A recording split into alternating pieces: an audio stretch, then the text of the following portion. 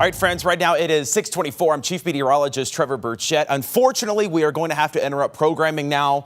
We have a tornado warning that has been issued for portions of the Mid-South. This is going to be for northern Mississippi County, Arkansas. You see that red box that is drawn up there. So unfortunately, rules are rules. I don't want to interrupt the Oscars, but we're going to have to stay on the air at least until that warning is expired. We will get you back as soon as humanly possible, but whenever we have a tornado warning, unfortunately, we do have to go on air.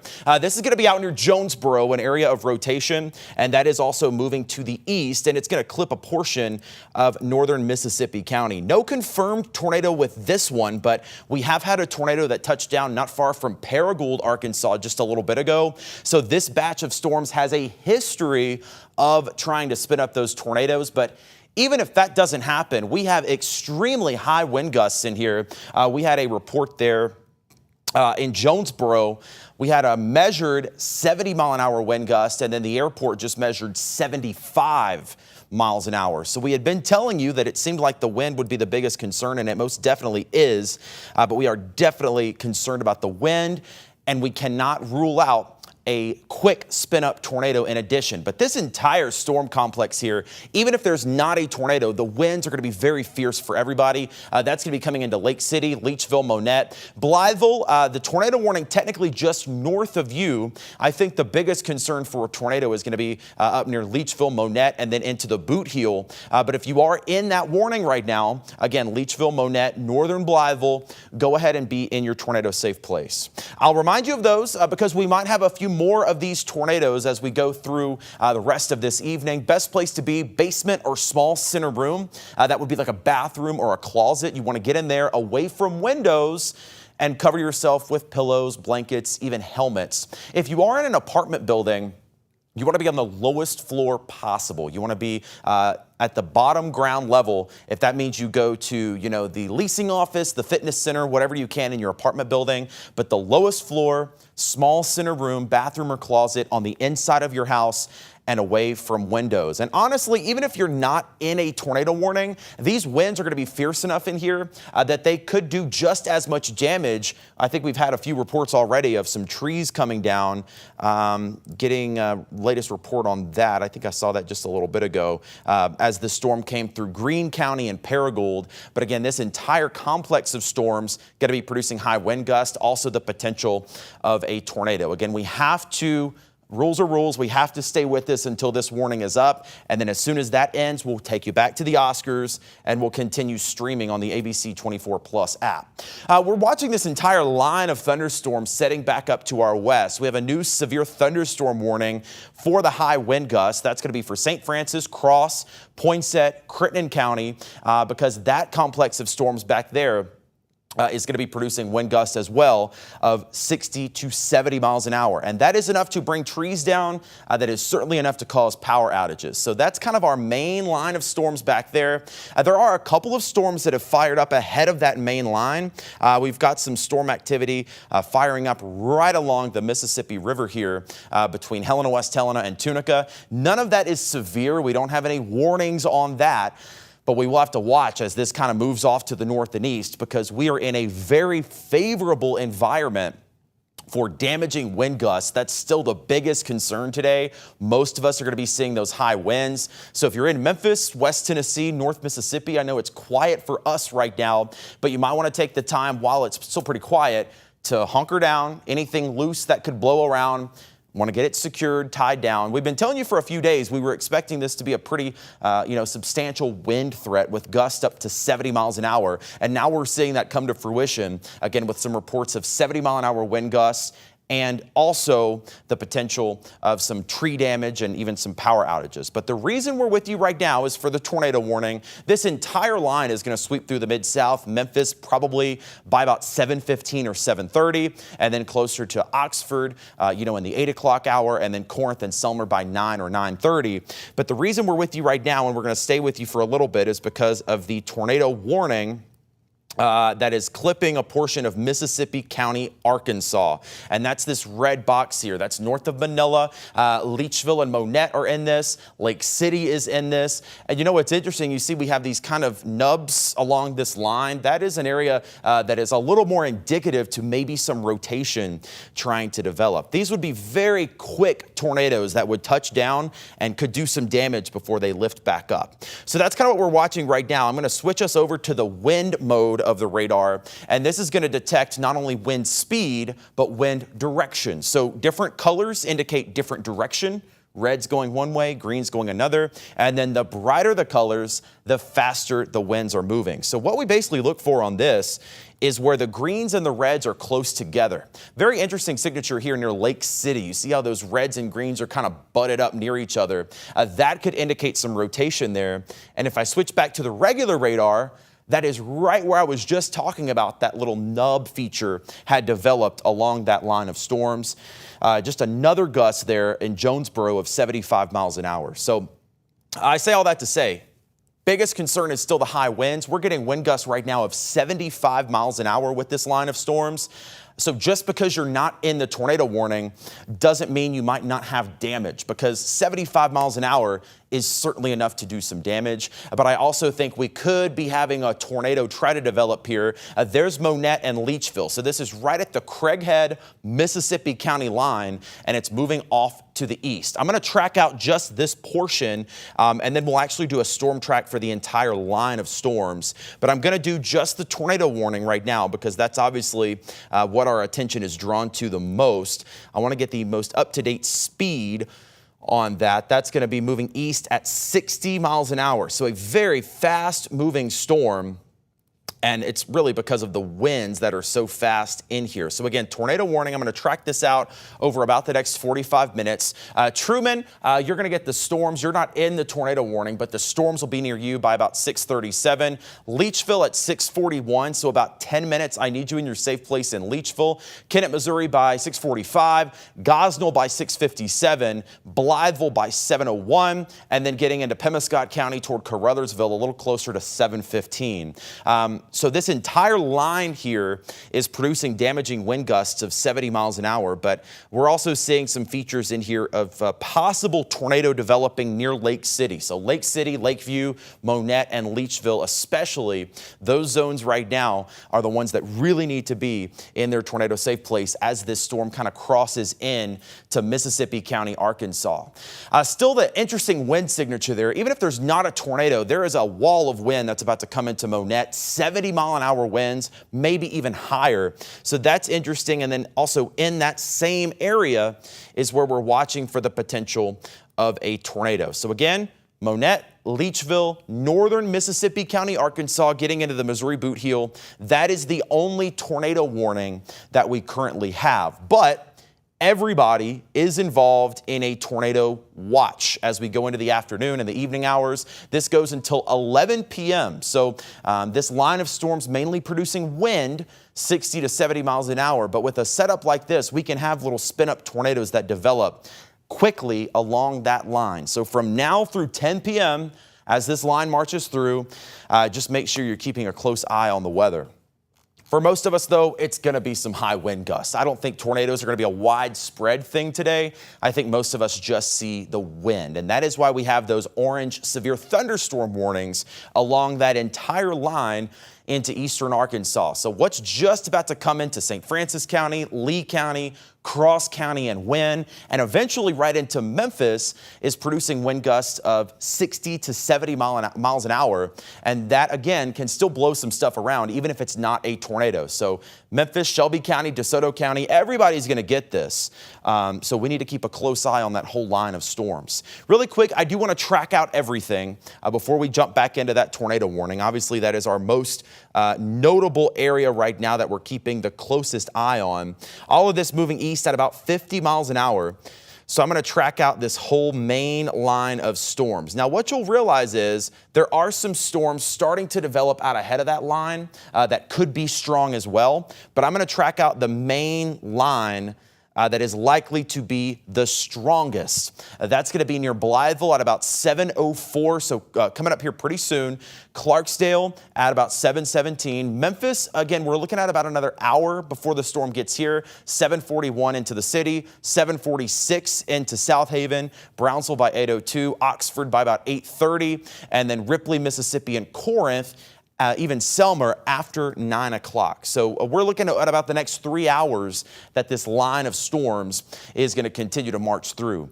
As soon as that tornado warning is either canceled or expired, we will send you back to normal programming. I don't want to cover up the Oscars any longer than I have to. I know a lot of folks have been looking forward to that, but we will continue live streaming on our app as the storms march off. But again, rules are rules. We have to stay on as long as that tornado warning is in effect.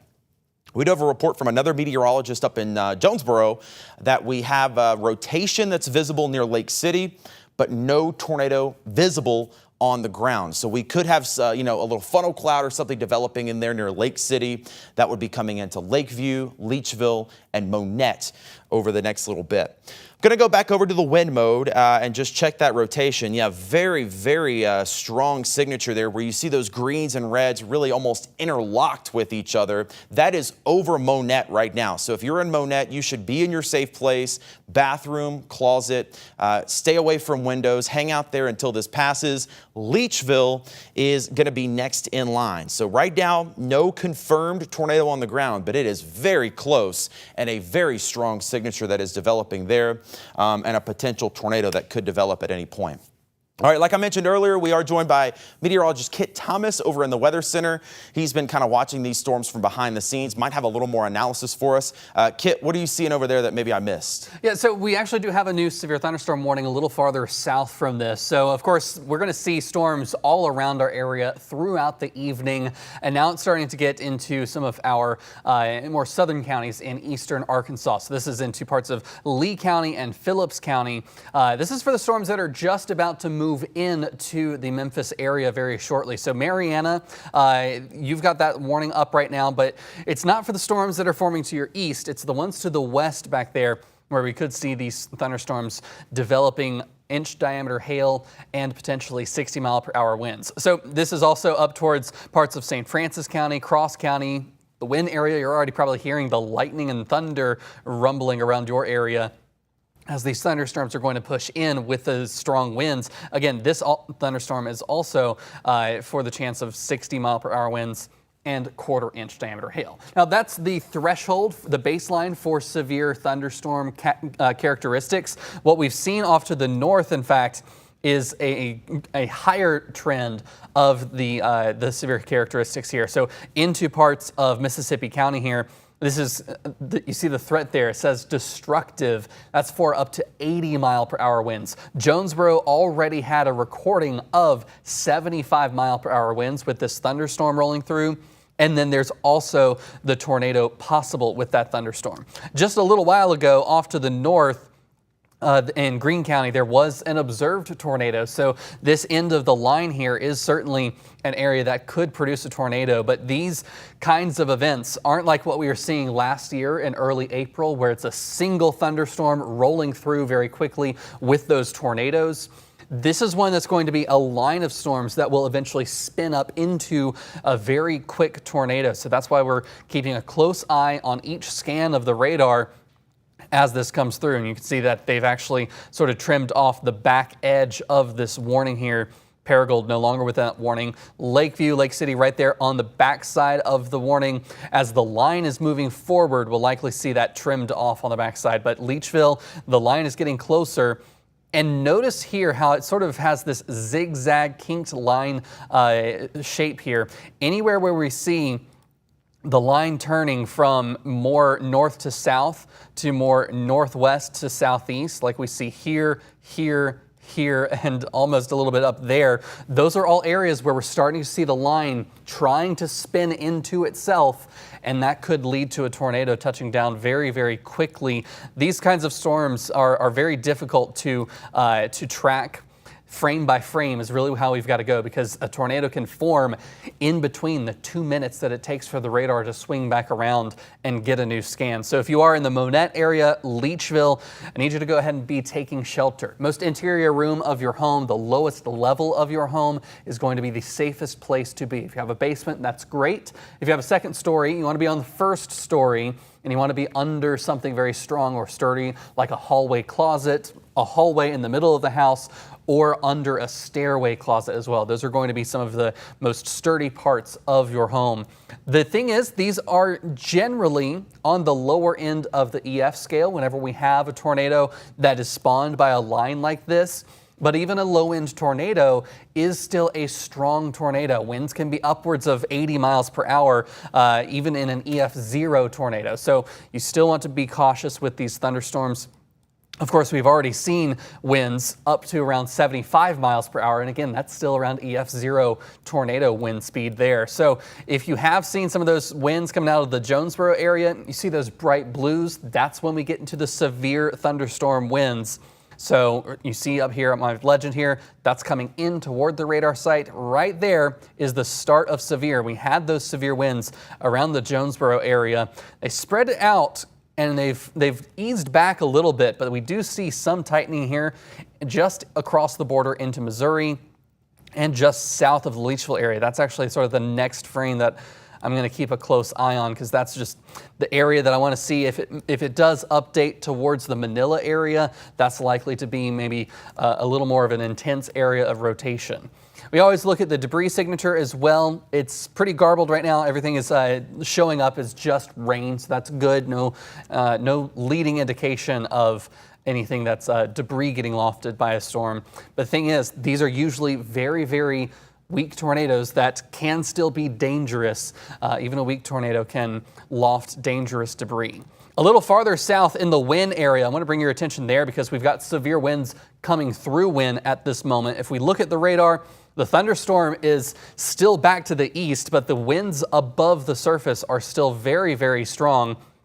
So as the rain comes in, that's probably going to mix down some of those wind gusts to the surface. It's actually a new severe thunderstorm warning coming out shortly, I believe, for 70 mile per hour winds. So we'll see where that one pops up here in just a couple of minutes from the National Weather Service. We're keeping a close eye on many areas here around the area. This is going to be the St. Francis County warning, up to 70 miles per hour. So that's what we were just looking at there around the Wynn and Forest City area. That's probably what they're going to upgrade that to, 70 miles per hour. I'm going to go in and see if I can find some of these pixels. This looks like it's going to hit Wynn pretty much right on the chin there, as we're starting to see those winds coming in pretty strong. I'm seeing some of these upwards of 60 here. I'll put it on so you can see it as well with me. Upwards of 60 to near 65 miles per hour. So that is some pretty strong winds that as they mix down to the surface, they can hit the surface and actually accelerate. So that's why they're going up with the 70 mile per hour upper end severe thunderstorm warning there. So certainly something we keep in mind here. We also have a new severe thunderstorm warning just north of Memphis. This is into Tipton County. A severe thunderstorm warning just issued in this area. I'll get that info on screen for you. This one, well, I'll get that if I click the right spot. So this is going to be considerable also for 70 mile per hour winds here. As these storms come through, they could also produce quarter-sized hail. So that threat considerable, that's at 70 mile per hour winds. So we could see some pretty strong winds here very, very soon as the storm eventually crosses into the Covington area eventually. So a pretty complex line of thunderstorms. We'll just loop this over the last hour. You see they're coming out of Arkansas into the Mississippi River Valley area. There's even some thunderstorms out across Tunica County that at this point aren't quite severe yet, but they may still strengthen very quickly because we've got plenty of energy along this line of thunderstorms. If we look at the potential energy on this line here, it might take it a minute to load in, but we've seen that line of storms that has developed over the last few hours is gobbling up a lot of the energy. We've been warm, we've been humid all day today, and that's going to feed in all of that moisture and humidity and heat into these thunderstorms. And of course, if they begin to spin, that's when we have that threat for tornadoes. So still keeping an eye on that current tornado warning that's up there in northern Mississippi County. The latest scan of that coming in looks like it just passed through the Monette area. Now it's passing over the Leachville area. Eventually it'll be towards the Blytheville area as well, and we'll have to keep a close eye on that. Anytime I see something like this north of Caraway, I want to keep a close eye, because right here you see that's a little pixel of 60-mile-per-hour winds. So those winds, of course, are getting very strong, and they may actually start to bend the line here forward. Of course, we've got sort of this northeast to southwest oriented line here. We may start to see a circulation develop right there as those winds accelerate and turn into a potential for a tornado as well. So all of these things to say that we could see some further development, and it looks like it did kind of start to kink the line a little there as it's just starting to move towards the southwest a little bit. So it's actually sort of or southeast, I should say. So it's come down the line just a little. These are going to be very subtle features. Usually we can't see these features every single frame. There's a bit of a gap in between, and so we'll have to keep a very close eye on that. And we also have a new severe thunderstorm warning that's just been issued into Lauderdale, Dyer County, just continuing that line forward. I'm going to bring in Chief Meteorologist Trevor Burchett as well, because we're both in here. We're both keeping all four of our eyes on these storms. Trevor, what else do you have for us? Yeah, just wanted to kind of get a broad update as well, just kind of what is going on in case you're just tuning in. Like we've already mentioned, I understand that we are on the Oscars. Our director has been nice enough to put it in this very tiny box. That is the absolute best we can do. We're actually technically not supposed to do this, but that is the absolute best we can do. I'm so sorry. I do not want to be covering this up. I'm getting the text. I understand. I will not sleep well tonight, so don't worry about that. But when we have a tornado warning, we legally have to be on. There is nothing we can do, whether we want to be here or not. And we are going to keep everybody informed. As soon as that tornado warning drops, I'll take you right back. But if we have a warning in effect, I've got to stay on. There's nothing I can do about it. This whole line of storms marching in from eastern Arkansas. Kit's been doing a really good job talking about that. We've got a couple of thunderstorms and showers trying to develop ahead of that line of storms. Tunica through Tate County, all of those areas. Heavy rain developing, but none of that is severe. This is kind of the main action back to our west.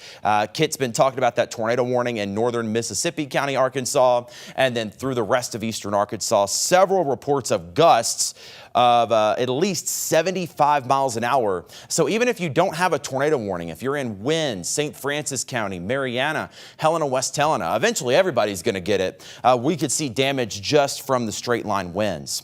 I do want to take you to our storm chaser, William Frog, a friend of mine, nice enough to share his video feed with us and a live look at those storm chasers. I want to take you to his picture now. He's in Holly Grove, Arkansas, and that is off to the west of Lee County. So I don't know if we can do maybe I think there's a box in here that can keep me with the camera, but I could just kind of look back toward the Mariana area. This is what's coming into Mariana. So you see definitely some darkening skies, a little bit of a lowering there. I definitely have there's a box somewhere coded in there for router 4 and the chroma key, Andrew, if you can find it. But this is going to be right in here along Highway 49. So what you were just looking at is that feed from our storm chaser, William Frog. That's going to be coming into Marvel and Mariana. And what you saw there, yeah, there's a little bit of a lowering in the clouds. Nothing enough to prompt a tornado warning, but we are definitely seeing some rotation in there. And really anywhere along this line of thunderstorms, we could easily see a quick tornado spin up. So I kind of need you on your P's and Q's for the next couple of hours. Everybody's going to get the high winds, but there's also a potential of a quick spin-up tornado or two. And again, that was in Holly Grove over in eastern Arkansas. I hate that we can't get that picture back up for you, but hopefully here in just a little bit, he had a really great picture of that wall cloud, it looked like. Yeah. Where was that? Memphis ping pong hail. In Memphis? New warning. Oh, okay. Okay, so we've got a new severe thunderstorm warning here. This is going to include the city of Memphis and Shelby County. And this is for one of those little storms that we were just talking about that had kind of developed out ahead of the main line. So the main thing we're watching is back here into eastern Arkansas. That's going to be crossing through and producing more of the high wind gust. But a couple of these little cells that have developed out ahead of this are also producing hail. So I want to get a check in on that. with that severe thunderstorm warning, yeah, right in there. So that's a nice little core there where those purples are showing up. That is definitely probably some hail developing, and that is right coming up pretty much the river. That's going to be into President's Island, downtown in the next little bit, midtown. So this is kind of the first storm that's going to be rolling in, could definitely be producing some hail. And then, of course, we're also going to have that main line of thunderstorms that rolls in addition to that. So right in there, let's track this out as it rolls into Memphis, because that's going to be kind of our next concern, in addition to the tornado warning that we're tracking, is the potential for some hail in this little storm that has developed out ahead of the main line of storms. So again, severe thunderstorm warning until 7:30 for Crittenden, DeSoto, and Shelby County. And this is moving off to the northeast. This particular little cell is moving. Let's see if I can get that speed queried up in here. This is going to be moving at 60 miles an hour. So incredibly fast, coming into Memphis with the potential of some hail. Let's get a storm track on this one, moving off to pretty much due northeast. So over about the next 45 minutes, this storm is producing hail. That's going to be in West Memphis or close to it by about 6:59. So in 10 minutes. And then downtown Memphis at 7:04. So the potential for hail coming in there into the city of Memphis just after 7 o'clock. This warning is issued for ping pong ball sized hail. So we have a real potential of some pretty decent hail that's moving into Memphis. And again, this is all ahead of the main line of storms that's going to come through later. So just a heads up as we watch that storm. Memphis 7:07. Fraser at 7:09, Bartlett at 7:15, Millington at 7:20. This is for a storm out ahead of the main line that it looks like is producing some pretty sizable hail, and that is coming right into Memphis and Shelby County. And then the main line, not far behind it, it's riding up I-40 into Forest City. I would not want to be driving I-40 right now between Memphis and Little Rock, because you'd be driving right through that line of thunderstorms that's producing easily 60 to 70 mile an hour winds. And it's this whole line, Harrisburg through Mississippi County, Cross County, St. Francis, Lee, and Phillips County in Arkansas, all dealing with the potential of some damaging wind gusts. Of course, we're also talking about that tornado potential. It's lower than the wind. Everybody sees the wind. You're going to get high wind gusts guaranteed. So if you're out in one of these areas that hasn't gotten a storm yet, be prepared for 60 to 70 mile an hour winds that's going to be coming through. But we also have that potential as well, for these little spin up tornadoes along the line. This is not a day that we're going to get massive tornadoes that touch down. These are going to be very quick, that touch down for a matter of seconds and then lift right back up. But still, they can easily do some damage here. So we're still watching this area not far from Leachville and Monette. Leachville, the possible tornado has passed you, but I know you're right in the middle of the heavy rain. Not far from Monette now at this point, and then not far from Blytheville. Blytheville, you're not technically in that tornado warning box. I think any rotation would go north of you into Pemiscot County, but we are tracking very high wind gusts that are coming into Blytheville right now, and that's going to be on the order of 60 to 70 miles an hour. So I want to keep reiterating, even if you're not in a tornado warning, you're still going to get this storm that rolls through, and you're still going to be getting the chance of wind gusts of 60 to 70 miles an hour. I want to go back over to the wind here and just kind of check that out. Yeah, still a little area of rotation right in there, just north of Big Lake. We're watching that. And there's a couple of zones, to be honest with you, kind of along that line where those green and reds are meeting. Those are just different directions of wind where we could have some rotation. So the potential there for some rotation just north of Big Lake. And then we also have other areas along this line that could be rotating. For now, that's the only tornado warning. So whenever that is canceled, we can let you go back to regular programming, and we'll keep streaming online so you can join us there. But we're going to stay with this at least until that tornado warning is canceled. Also, some areas of rotation they're tracking back through the remainder of eastern Arkansas, possibly some rotation trying to spin up not far from Phillips County, Arkansas. And I think that's the area. And they're going to issue another tornado warning, so we'll check back in here in just a second. But I also want to give you a heads up to this line of storms, Lee and Phillips County. Those areas, no tornado warning yet, but the potential of some rotation. And then just an update for you for Memphis and Shelby County. Hail riding right along the river. Those purples showing up in that storm, we could be talking about easily dime to quarter-sized hail falling in there, possibly even more than that. And that's going to be coming not far from downtown. As a matter of fact, I'm going to work on getting our camera swung around in that direction so we can kind of look kind of into the storm here. I'm going to go ahead and get that zoomed out and just panned around. We'll be looking at our Midtown camera, which is on top of the Southern College of Optometry. And we have actually a really good view of this thunderstorm and some lightning that is coming in. So we'll check in with that in a little bit, what's going on in Memphis, but potential for some hail there.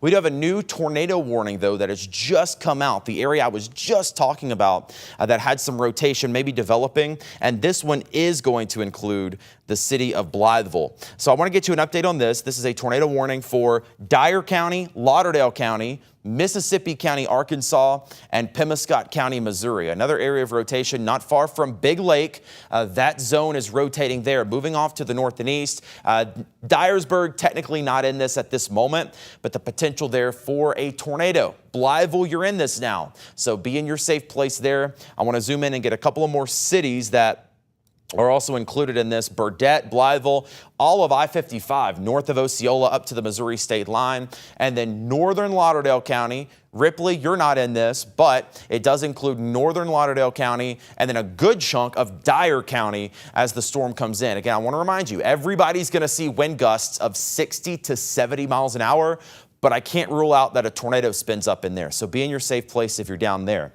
I do want to get back to Memphis, though, in an update because we've got a really good shot of this storm coming in.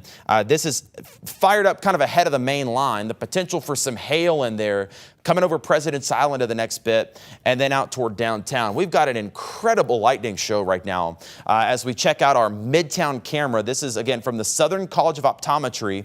We're looking to the south and west. Look at that, right into that thunderstorm. And you see that incredible cloud of ground lightning in here. And so that's a reminder, too, if you're close enough to hear thunder, you are close enough to be struck by lightning. And this lightning is going crazy in here. We've had a couple of good bolts just in the last little bit that I've seen. So I want to set on this for just a little bit longer and see if we can catch. I'm actually going to move this camera up just a little bit. I think we'll have a better view of some of that lightning. But again, this is in Midtown Memphis where we are dry. Look at that. Wow. So this is back to the south and west, and this is just a little storm that's developed out ahead of the main line, and another tornado warning coming out. So, I mean, you just saw behind me, incredible lightning. We'll stay with that for just a couple of more seconds because we now have a third tornado warning that is coming out. So we're going to have to get over to that, but I do want to give a heads up to Memphis. Memphis is not in a tornado warning, but this storm is producing some hail. You see that over there? Pan this just a little bit more. This is coming right into downtown and President's Island areas, Midtown in the next little bit. Be inside, away from windows. Tons of lightning in here, and also would not be surprised if we saw some hail, and that's what that warning is for, potentially ping pong ball sized hail with this thunderstorm. Wow, look at that. Coming right into Shelby County. All right, I could watch that all day, but again, Memphis and Shelby County heads up for a lot of lightning and some hail potential as well. This is all ahead of the main line that's going to be coming in later. So now a new tornado warning, Kit. So Kit, if you want to keep an eye on the northern one, I'll get an update on the southern one, and then we can check back in with what you're seeing up in northeast Arkansas. This tornado warning is for Phillips County and also for southern Lee County. So this is a storm that's just crossing into northern Phillips County. Helena, West Helena is involved in this tornado warning, and that's an area where we're seeing some rotation. And I believe our storm chaser, William Frog, is not far from this. I think he was near Holly Grove not too long ago, but let's at least check back in. He's probably trying to drive down to catch up with that storm. I think he was a little bit on the north side of it, but you can see there he's over in eastern Arkansas keeping an eye on those storms as they are moving off to the east as well. So if we see anything interesting from him, we'll definitely go back to his shot. But again, that's over in eastern Arkansas, not far from that new tornado warning that has just been issued. Let's go back to the radar full there. Thank you, Andrew. And yeah, you see that area there, green and red coming together. The old phrase goes that we were taught in school, green and red get under the bed.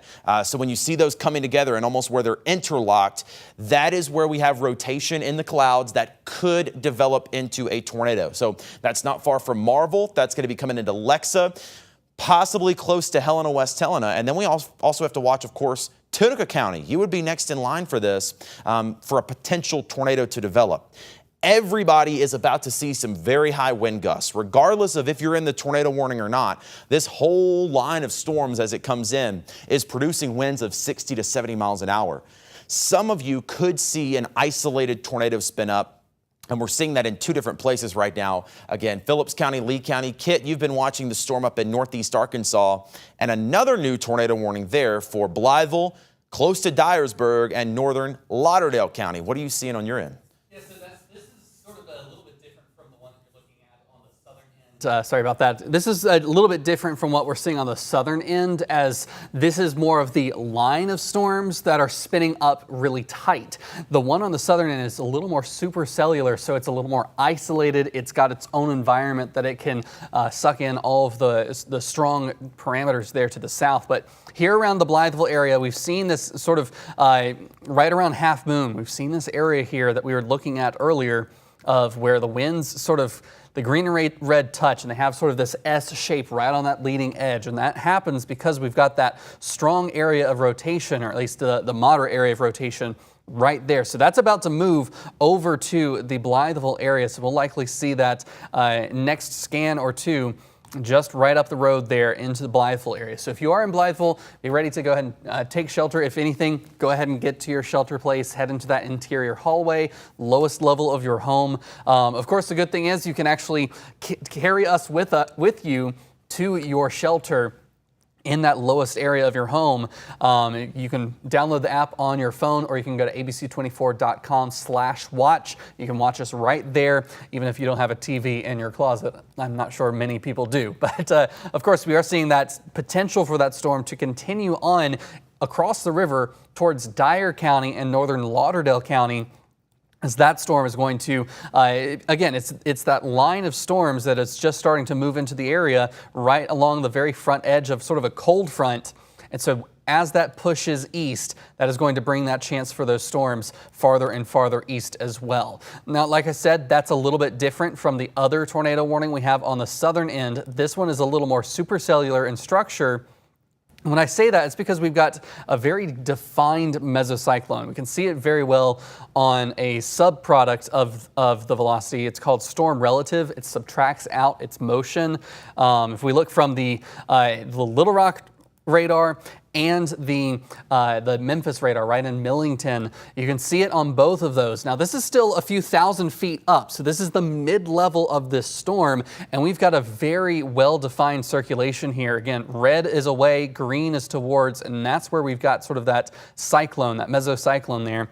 And between both of those radar sites, we see sort of two different scans of it, both showing a well-sustained cyclone within that thunderstorm. So this is a little more likely to produce a tornado than these quick spin-ups along the line to the north. Notice how the sort of the shape of it off to the north, we've got that very clearly defined line of no rain to rain off to the north, but this one down here is more of its own thunderstorm. So that's where we're looking at that difference between the two. Of course, Memphis, we also have that thunderstorm that's just starting to move through West Memphis right now, probably across around the across the river there. A little more of an intense thunderstorm there, but we're starting to see some of the rain reaching into the downtown area. Probably some small hail. If we look at the hail tracker, we can actually sort of see where we've had some of those thunderstorms, the hail within that thunderstorm. It looks like it's weakened a little bit, but we can go ahead and get just an investigation here of some of these pixels of what the estimated hail size is. The thing is, this is pretty close to the radar, so it may underestimate it a bit, but they're still showing up at least a ½ inch there, even in the lowest scan of the radar. So still a potential for that hail around the area. This is also sort of a good way to see all of the activity that we've got going on around the area. It's just now starting in Arkansas, moving into Tennessee and Mississippi within the next couple of hours here. We're going to still see that pushing through Memphis and eventually into our eastern communities as well. So we may be in it for a while here. as we go over the next several hours this evening. Just with these thunderstorms rolling through, we've also got some thunderstorms out ahead of the line that have started to form out there towards places like Marshall County, moving into Benton County. Tate County has some storms just on the eastern side. These are non-severe, so if you're in Holly Springs, Senatobia, Byhalia, and you already hear this thunder in your area, you may think, oh, well, it's about to move through. The thing is, we've got one cluster of storms here, but the line of severe storms is still well back to your west. So these storms may still be intense once they arrive in your area.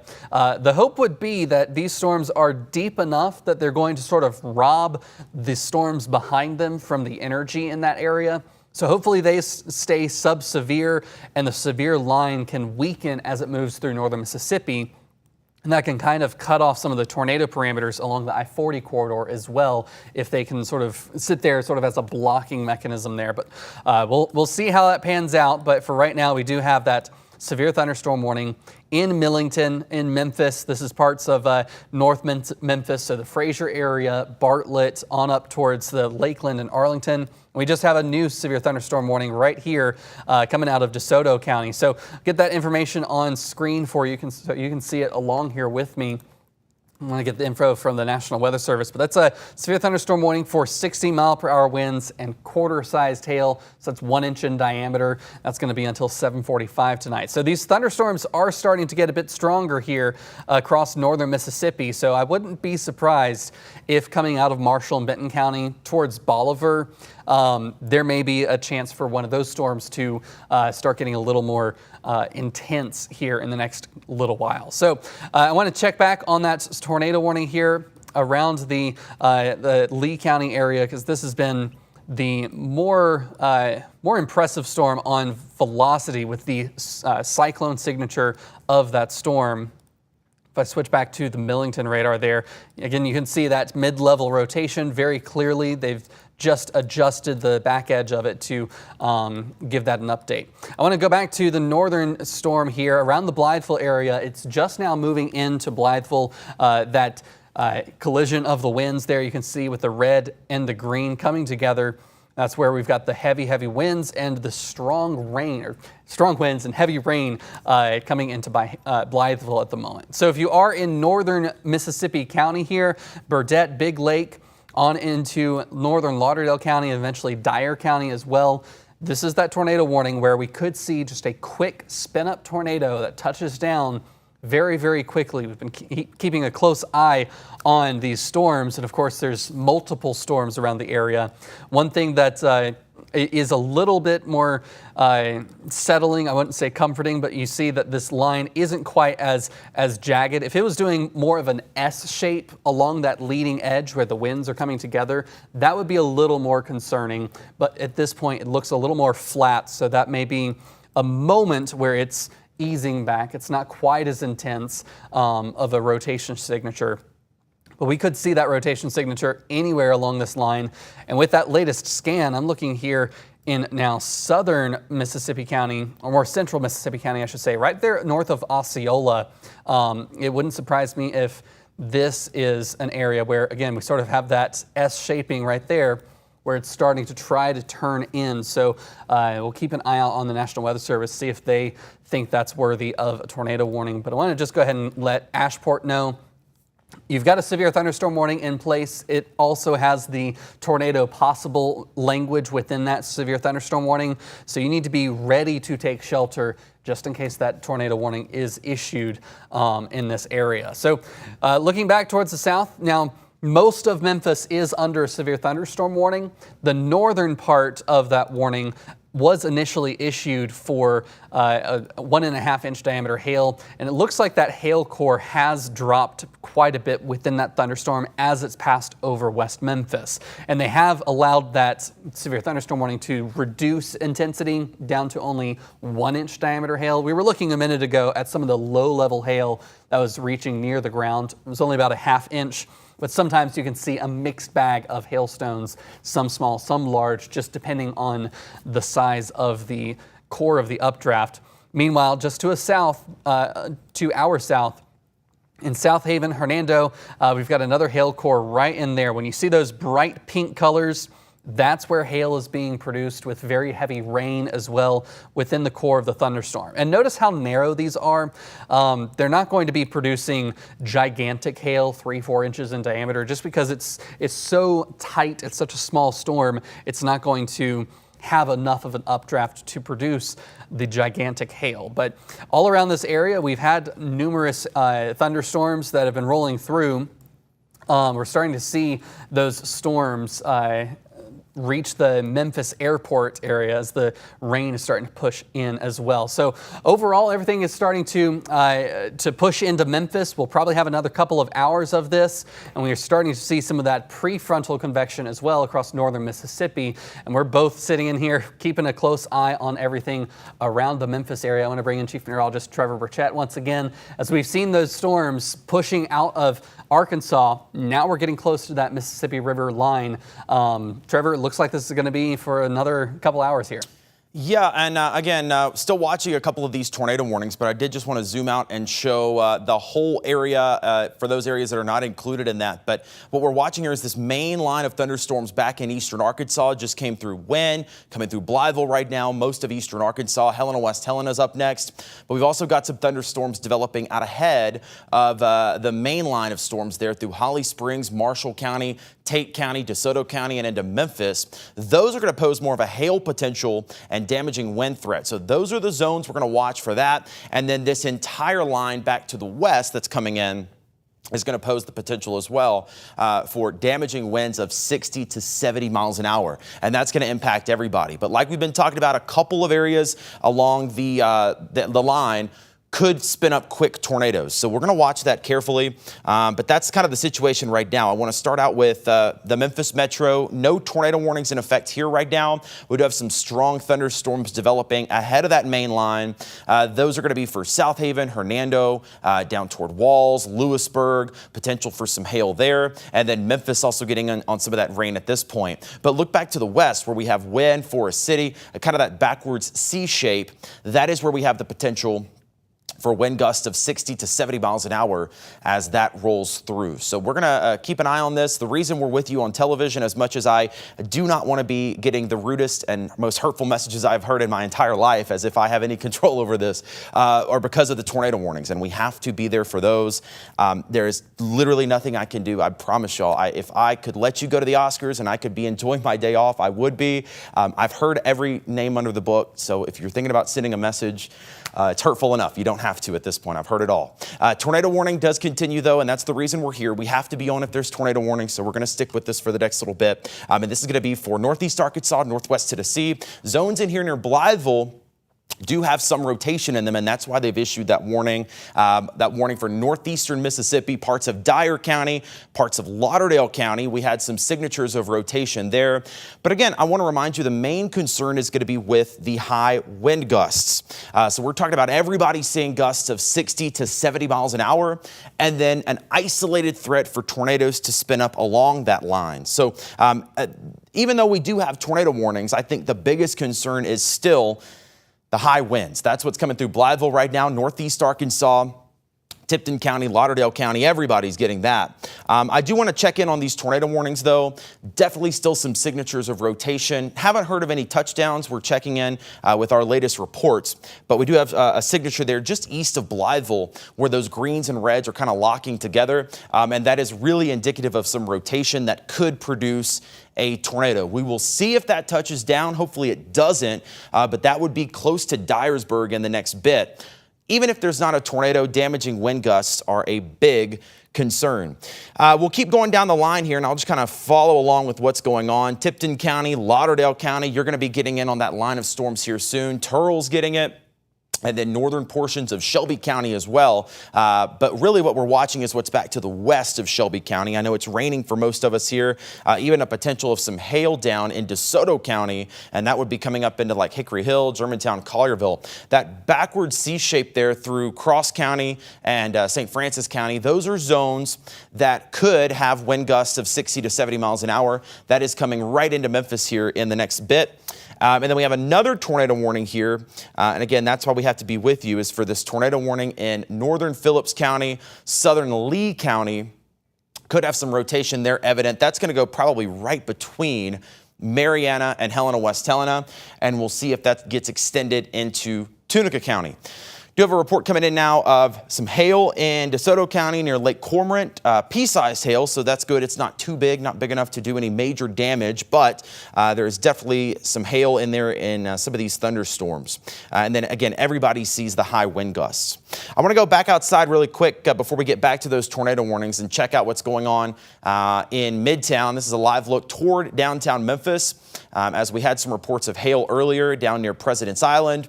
Now it seems like it's just more of a steady rain, some thunder and lightning. And then we're going to watch here in a bit that the worst has not gotten to Memphis yet. We're still expecting that line to come through that could easily produce gusts of 60 to 70 miles an hour. So we'll watch that. That's what's coming into Memphis here soon. But of course, the main focus at this point is those tornado warnings. I want to get an update on this cell down here. This is one of the stronger ones there, just about to come into Helena, West Helena. Indications there in that purple zone that there could be a little bit of hail falling. That would be crossing the river into Helena, West Helena. Tunica as well along Highway 61. You're going to get it, at least the heavy rain and the high winds. But we'll see if there's any zone in here that still looks indicative of some rotation. You kind of see that green and red color together. That is where things are spinning. Not far from Marvel, just east of there, there's Highway 1. Again, not confirmed of anything on the ground, but things are definitely spinning up in the clouds that we're going to keep an eye on.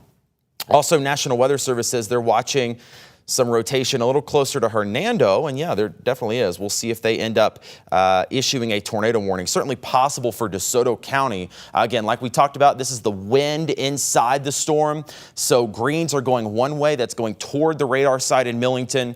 Reds are going to the south. So when you get those close together, that's where you get some rotation. No tornado warning here yet, but that's something we'll watch. That's along Highway 304.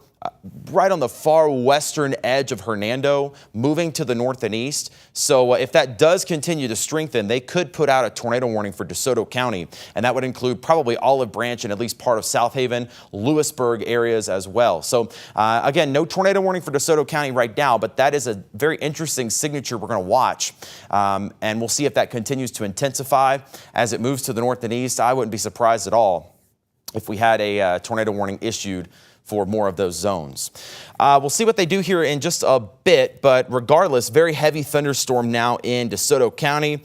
Possibly some hail in there too, right along 69, out there toward the Walls area, southern areas of Horn Lake, coming up to 55 near Nesbitt, possibly some small hail there. And then we're also watching kind of on the back side, that hook back toward Hernando. That could also produce some rotation that prompts a tornado warning. We'll see what happens. Just got a new scan. You saw the radar come by, so we'll check in with that.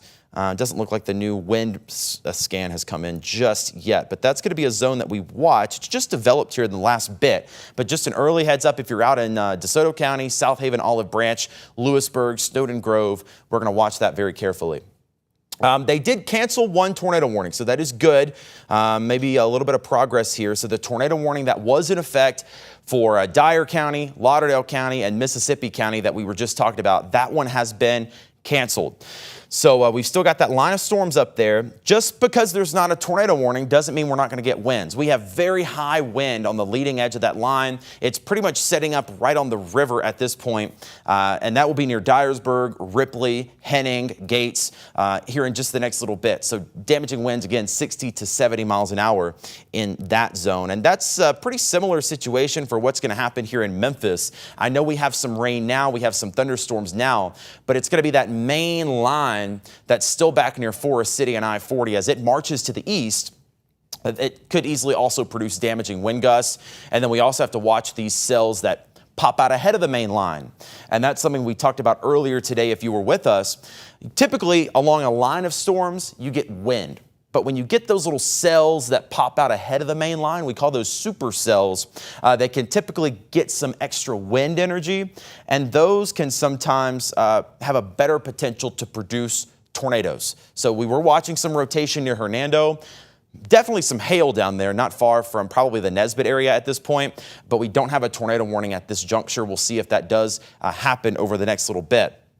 We do still have a tornado warning, though, and we'll see if this one is let to expire in the next bit. But coming into Helena, West Helena, Marvel area, not far from Tunica. Just an extra heads up for you. Still a little bit of rotation in that storm, and it looks like they're going to issue a severe thunderstorm warning out ahead of this. So that's a good sign. They're not issuing the tornado warning out ahead of this. They're going to go with a severe thunderstorm warning, but they're also putting a note in there that says we could get another tornado that develops at some point. So we might need another tornado warning, but the fact that they're just going to extend the severe thunderstorm warning is some good news. And then hopefully we can let you get back to the Oscars as soon as possible. As soon as they drop this tornado warning, I'm going to get off the air. But we have to stay on at least until that happens, and then we'll continue our coverage on our stream, and we'll get you a link for that before we go.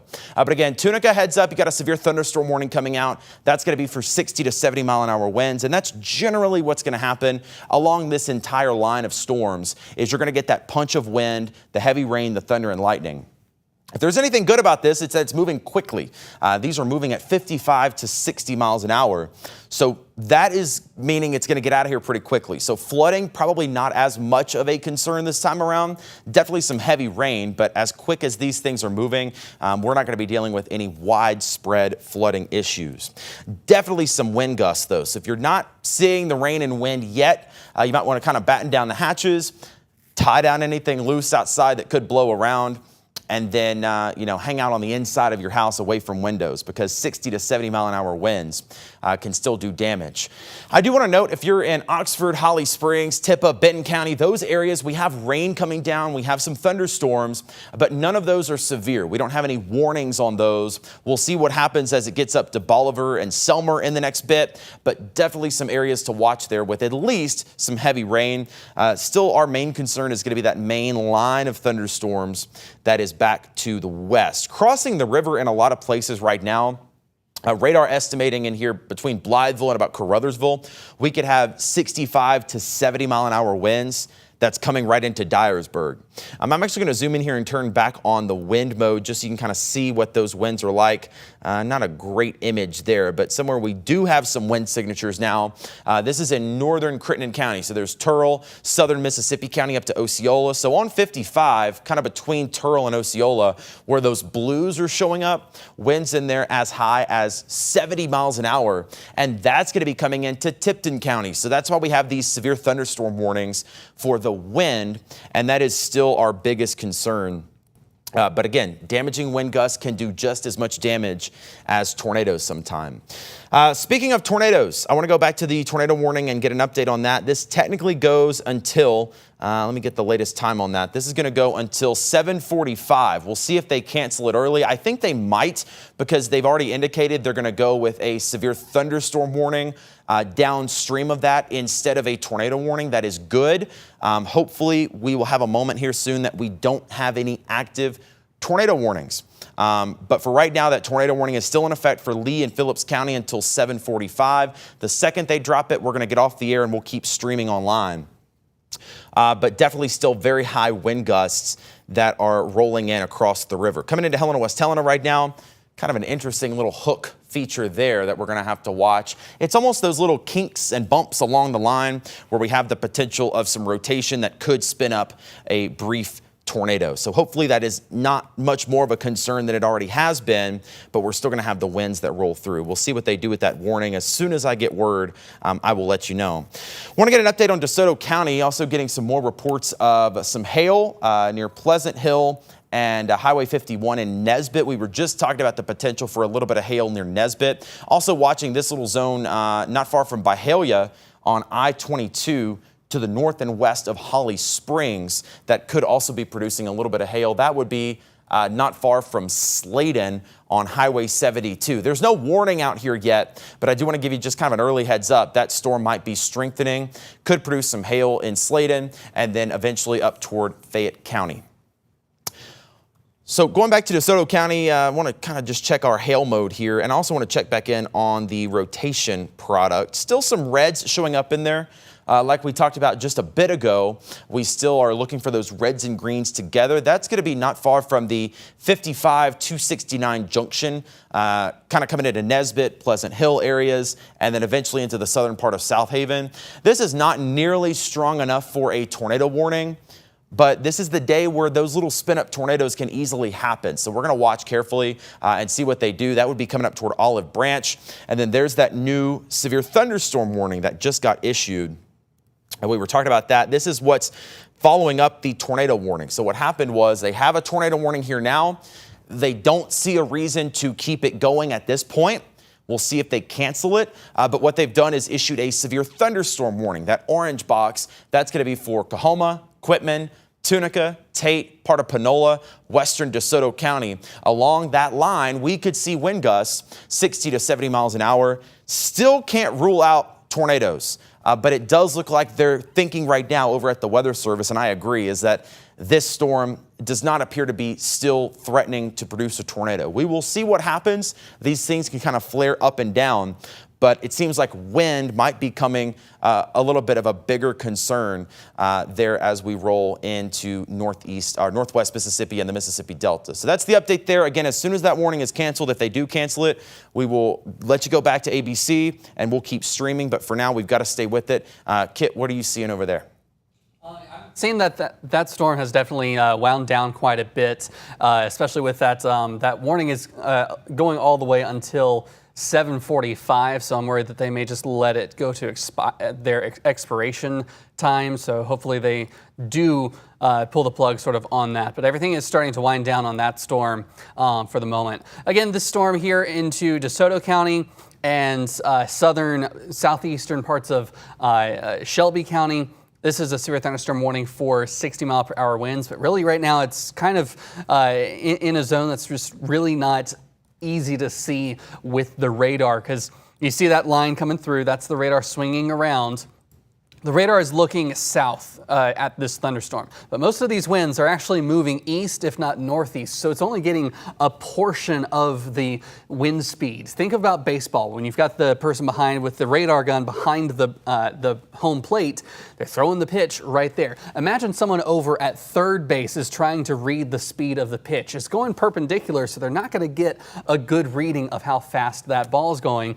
That's kind of what's happening with the radar right now. We can't really see how fast those winds are from the Millington radar site at the moment. So that's an unfortunate just positioning of that thunderstorm, but keeping that severe thunderstorm warning for 60 miles per hour possible there.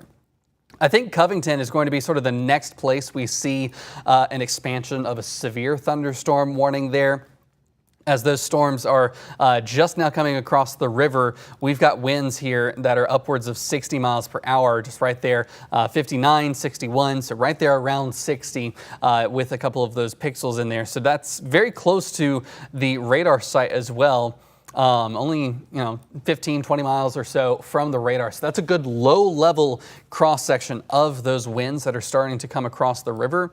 And you can actually see just the in and out of those strong pushes of wind right there around the Drummonds area, just to the west of Atoka. So very strong winds headed towards Drummonds, Gilt Edge, Atoka, eventually Covington. That'll likely have an expanded severe thunderstorm warning coming up in that direction. Off to the north, looks like they've added a tornado possible severe thunderstorm warning, but that's just outside of our area up towards Lake County that they're expanding that one. That's also up towards the Paducah National Weather Service site up there in western Kentucky. So overall, this line is strong and severe, but nothing has really given much indication of an imminent tornado threat. We're still keeping a close eye on this Tunica County warning here. This is a severe thunderstorm warning where we've had just some of that persistent, very weak rotation, but I think that warning they're just going to allow to run to the end of its expiration for the next 20 minutes, Trevor. So I don't think it's really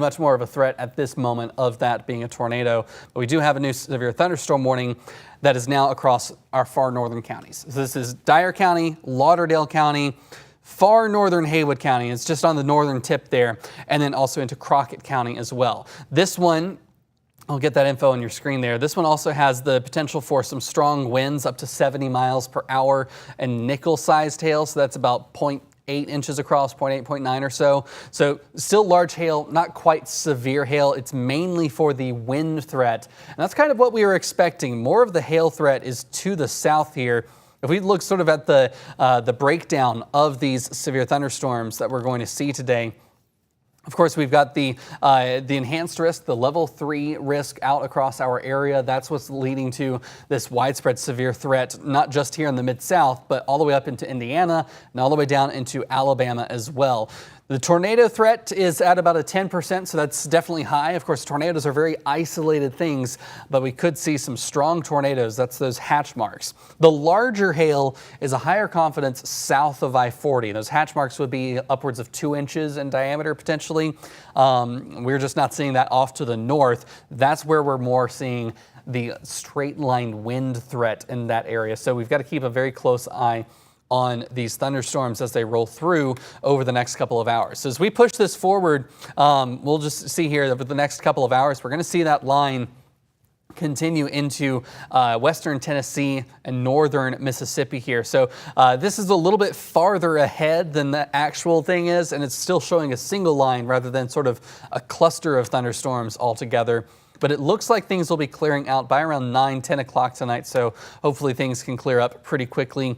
Then behind that, temperatures are going to plummet as we head into tomorrow morning. So I want to get back to the radar here. Is of course, this is where we've seen all these thunderstorms around the area, and Chief Meteorologist Trevor Burchett has a little more details for us. Yeah, just want to get off the air as soon as I can. I'm going to hold my promise to you. They're canceling the tornado warning that's in Phillips County. Since there's not a tornado warning now, we do not have to be on. I promise you I'm getting off quicker than any other Memphis station. I'm doing the best I can. We're going to get you back to the Oscars. I will let you know if you're interested in the weather and you want to stream us, you can scan this QR code right here, and that's going to take you to our Roku, our Fire TV, Apple TV, Samsung, Facebook, all that stuff. Some people just don't have that, so we legally have to go on TV for this. But when they drop that warning off, we're going to get off. But if you scan that code right there, we will continue our coverage there on the streaming app. So that's ABC24 Plus. You can watch us there. For now, we will send you back to regular programming on ABC24 and on CW30. Unfortunately, if there's another warning, we'll have to come back. But we'll let you try to get on the Oscars and enjoy some of that action.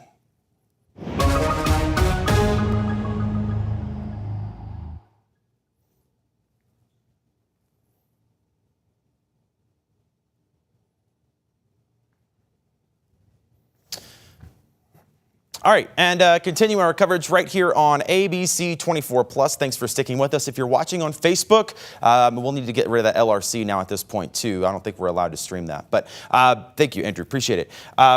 If you're watching on Facebook or on our ABC24 Plus app, we will continue our coverage here. Hopefully there's not another tornado warning because I really don't want to go back on TV. But we're going to keep an eye on things. Definitely still some very high wind gusts. Also a little interesting feature here, Kit, this line that's almost developing out ahead of this, kind of congealing together. Bolivar, Hardeman County, Benton, Tippah County, and then down to Oxford. That's a little area that we might also have to watch for Selmer and Corinth. Definitely some damaging wind gusts. But as we've seen, we have definitely gotten some indications of rotation. So if that flares back up, we'll keep an eye on it. But right now, we only have severe thunderstorm warnings, and we have a ton of them.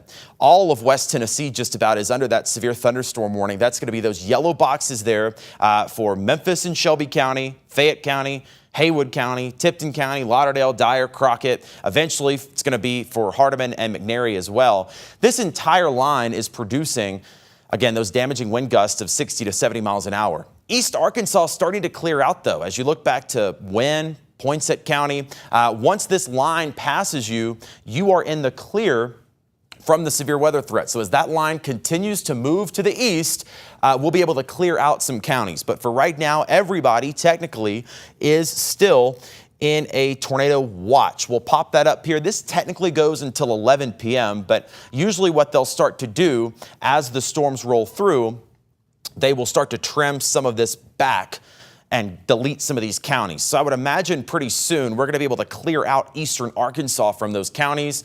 They'll be clear, and then as we go through the rest of the night, they can clear more and more counties. It does look like this should be done by 9:30, 10 o'clock, somewhere in that time frame. So this is not going to be an all-night affair where you've got to stay up and watch the weather. This line of storms is moving very quickly on the order of about 55 miles an hour. So just think about how long it would take you to drive at 55 miles an hour from, Olive Branch to Corinth. That's how long it's going to take before it's out of here. So we're looking at maybe another couple of hours for this storm to march through. And hopefully we don't get any more tornado warnings. We had told you the whole time that tornadoes really were not our biggest concern. And as far as I know, we don't have any reported touchdowns. We do have some damage, I think even a house fire in Lake City, but of course that could have been lightning. And we know that a lot of trees had come down over in eastern Arkansas because of the high wind gusts as well. So unclear if we had any touchdowns. I haven't seen any reports of any. Hopefully we just don't get that. But really starting to clear up in eastern Arkansas. If you're over there in Wynn, Forest City, Marianna, storms are pretty much done for you. But just now coming into Dyersburg and Dyer County, that leading edge, that's where you're going to get the strongest winds. So it's almost going to be like a wall of water. You're dry, and then the rain hits. The wind is 60 to 70 miles an hour, and that can do some damage. So even though we don't have tornado warnings at this moment, we could still have damaging winds in here that could easily tear some stuff up. So Dyersburg, Ripley, even along Highway 51. Now that it's crossed the river, kind of the next thing up is going to be Highway 51 that we'll watch for it to cross. I'll go over to the wind product here, and I know this looks a little fuzzy. We've got a little almost like inflow wind that's showing up here as the radar is kind of sweeping around. But what I want you to focus on is that bright red area in there coming into Dyersburg along 155. Notice you don't see any green in there, which is good. That means there's not a lot of rotation going on, but we are tracking very high wind gusts. So as we kind of go through here and just estimate, and again, this is what the radar is estimating. You're looking at about 55 miles an hour, just a little bit up the surface. And so that could easily be making it down to the ground. So a heads up for Dyersburg and the potential of definitely some very high wind gusts in that area. I just want to kind of go county by county here. Lauderdale's also getting it, very heavy rain and high winds.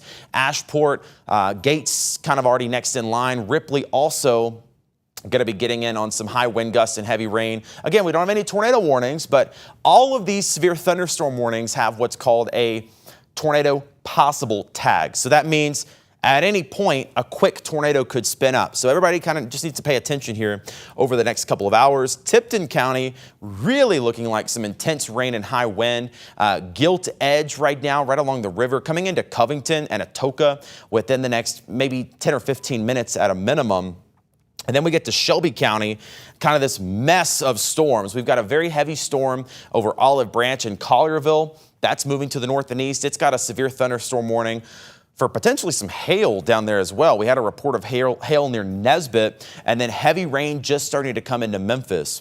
I am curious here if any high wind is making it down to the surface closer to Memphis. We'll check that out. And actually, I'm going to check out our high-res radar that's a little bit closer. And again, I know this looks absolutely crazy. There's all kind of colors on the screen. But what it's going to be able to do, as you look back to West Memphis, almost behind the line of thunderstorms, is where we're going to have the potential for some high wind gusts kind of come in on the back side of it. And that's going to help these move forward. So this radar should give us a little bit of a better idea of a couple of those gusts. And again, you're looking in here 45, 50, 55 miles an hour, and this radar does like to go in and out. So I try to not use it for that reason, but it does give us a good idea a little bit closer to the surface of what those winds are. And again, on the order of 50, 55 miles an hour coming into Memphis, along with some very intense thunder and lightning. We'll keep moving down to the south, and DeSoto County also tracking this line of storms, this last line that's going to come through Tunica, DeSoto County, South Haven, Hernando. I know you've already gotten a little bit of rain, some thunder activity, but it's that next line of storms that's going to probably pack the biggest punch and the potential for those high wind gusts. Helena, West Helena, right over you right now. In fact, I wonder if we can see. I want to switch over to our camera there in Helena, West Helena. This will take me a little bit to get found out, though, but I do know we've got a camera there on the Helena, West Helena bridge that's probably going to give us a good idea. Looking at the radar is great, but it's much better if we can just look at what's going on and get a picture. So this is from the, well, perfect timing. This is from the MDOT camera. So this is Highway 49. Way off in the distance there, that's the bridge. I know it's a little hard to see. So the bridge is right there, and then the casino is down there as well. It looks like somebody's there kind of just stopped on the bridge with their flashers on, but a very intense lightning show in Helena, West Helena. Wow, that was intense. And basically, this lightning is just indicative of a very strong storm. When you get this kind of lightning, it is indicative of a very intense thunderstorm, and we could easily, I mean, you see the camera already bobbing around just a little bit, but that line as it crosses now, we're probably just getting the leading edge of that storm into Helena, West Helena, honestly. And again, this is on the Mississippi side. So we're looking west toward Helena, West Helena, and the river is just right there. Again, that thing blinking, that's the 49 bridge going into Helena, West Helena. So we'll sit on this for just a little bit, and we should be able to see as we get the rain start to come down and the highest wind gusts. I'm also getting more thunderstorm warnings for Memphis and Shelby County. Not much different from what we've already told you. But again, the winds on the order of 60 to 70 miles an hour possible in a couple of these thunderstorms. So there's Helena, West Helena. We'll watch this camera down in Mississippi, looking back to the west into Arkansas. But definitely a very intense light show as well.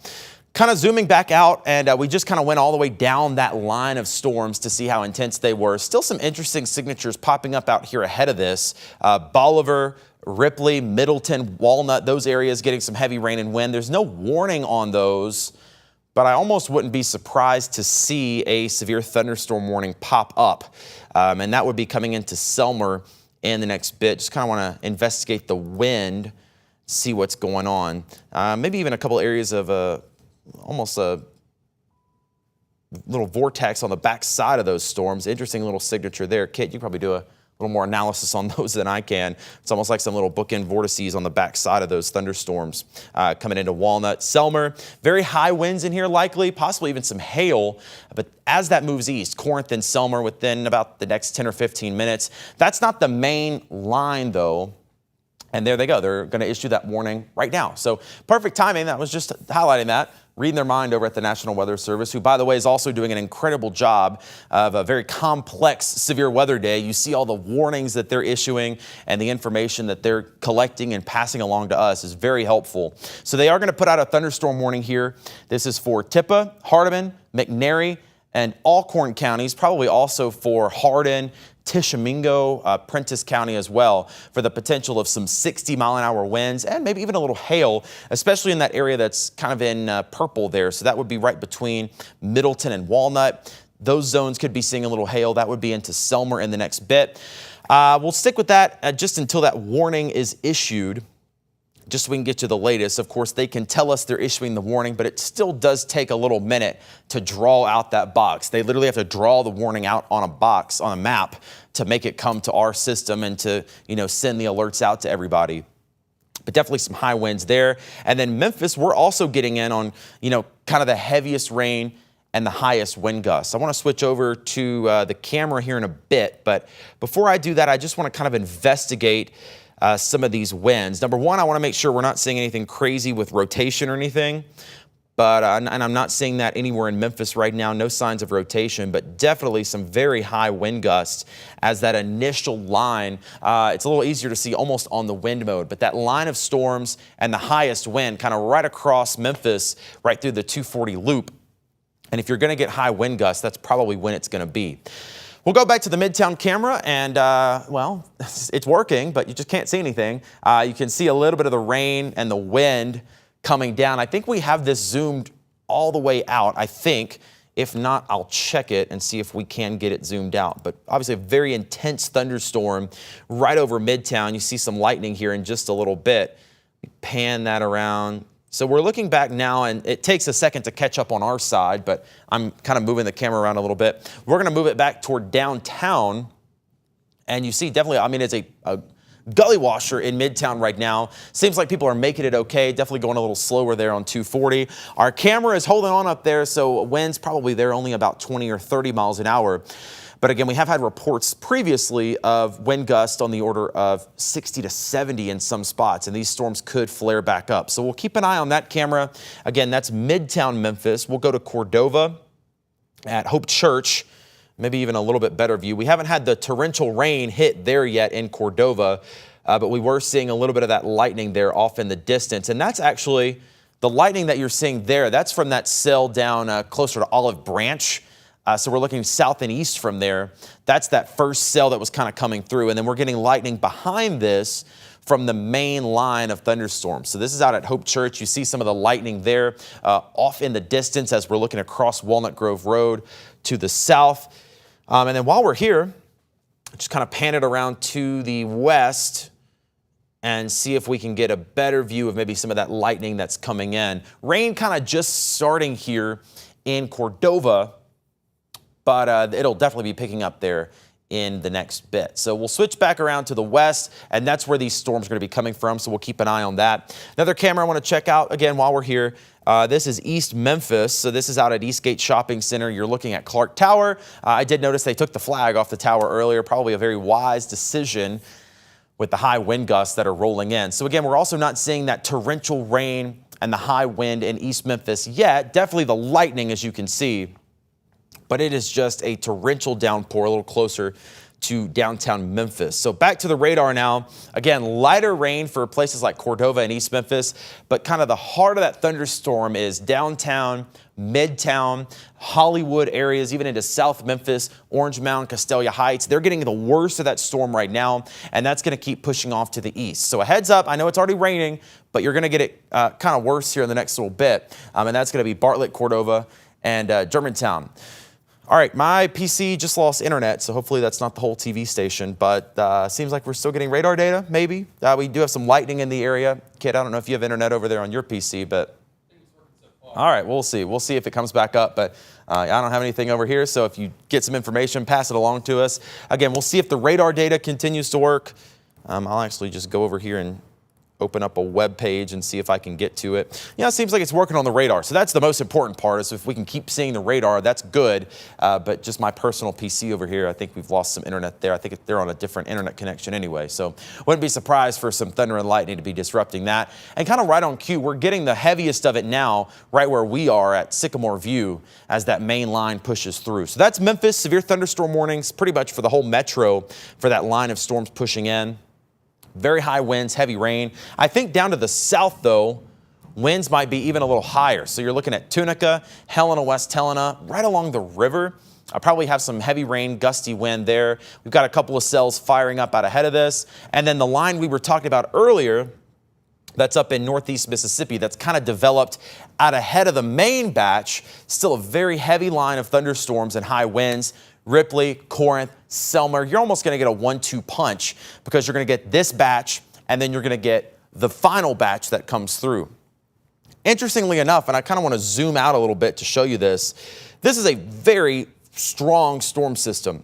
And I know we've been focused a lot on the storm potential and what's coming in tonight, but I don't want you to be caught off guard tomorrow when you wake up and it's 29 degrees because we've got this cold front that's passing through, very cold air mass coming in right behind this.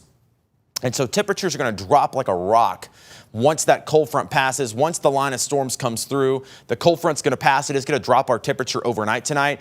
So we're going to be very cold for the next few days, lows in the 20s. Highs in the 40s. It's going to be sunny next week, but it is going to be very, very cold as that line of storms rolls on through, and then the cold air is going to push in behind that. So this is a pretty quick moving cold front, and that's good because it's going to push this out of here more quickly. I think by 10 o'clock, most of this will be done for our part of the Mid-South. But for at least the next couple of hours, we are going to have the potential of, again, the damaging wind gusts and some heavy rain here. Zooming back in a little bit and just showing you kind of what's happening right now. Mainly, Kit, just a heavy rain, high wind threat, not seeing anything incredibly alarming in terms of a tornado potential at this point, but we are still under a tornado watch until 11 p.m. So, Kit, I know you've been kind of looking around the radar, seeing if you see anything going on. Just curious what you think on your end. A lot of lightning, Trevor. Yeah. That's it's kind of the main thing that's happening right now, aside from some of those areas of strong winds. It's really starting to transition more to a straight line wind threat, I think. Some of the Storm Prediction Center indication about an hour ago was that the tornado threat will be a little bit higher by this point, but it's just not really showing up on my end of things. And especially since we've got this forward line that has already gotten a severe thunderstorm warning, that's going to start to eat up the energy that is out here across northern Mississippi. So we've got those winds coming in from the south, And there's a little bit of these winds coming in here, feeding that line that's right along the cold front. But the thing is, once this line of storms gets into the area where we've already had that sort of leading line, so this one here, once it gets into northeastern Mississippi, all of this energy will have been tapped out and will be cleared out. So we'll probably still have the chance for the Batesville area, Holly Springs area to see some severe weather coming through. But I don't think we'll see 2 rounds of severe necessarily out towards parts of Benton County, Tippah County, and Alcorn County in that direction. So that's my thinking on the southern end. Meanwhile, off to the north, we don't really have a lot of leading convection here in western Tennessee. So this line that has been producing the strongest winds so far back in Jonesboro, it was recorded at least twice, I think, of a 75-mile-per-hour wind gust. And that's exactly what we were expecting, that 60 to 80-mile-per-hour wind threshold around the area. We can hear up here in northeast Memphis, the heavy rain is getting here. It's about to fall into east Memphis as well, as we just zoom in right here around the 240 loop. Midtown, very heavy rain there. Downtown South Memphis, certainly some heavy rain in that area. Around the Whitehaven area, some pretty heavy rainfall coming through. That'll continue along and south of I-40 there for the next couple of minutes here. But heavy rain, some high wind gusts are also possible. But again, this is kind of in between the radar beam. So it's the radar is going to be looking south while the storm is moving east. And it's not going to really get a good view of those actual wind speeds. Actually, I'm going to pull up on my computer over here the International Airport site here just to see what the latest wind gusts are there. Looks like a gust of 25, 35, 24 in that area, 30. So the last half hour winds have been gusting just from the winds coming from the south around the area. These aren't quite the winds that are coming out of the thunderstorms just yet, because that's just now making it into the airport. Looks like we're getting a new scan there. Yeah, so we'll likely see some of the increased wind gusts now more out of the west as this front begins to push through.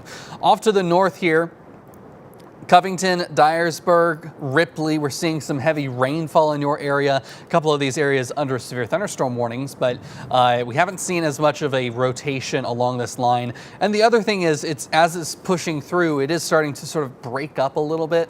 So it's not quite as organized as it was even just a half hour ago rolling through this area. There's still a little bit of that in and out sort of kinked line off to the north, but it's not quite as intense as it has been. And we're starting to see it sort of cut itself off from the stronger parameters to the south.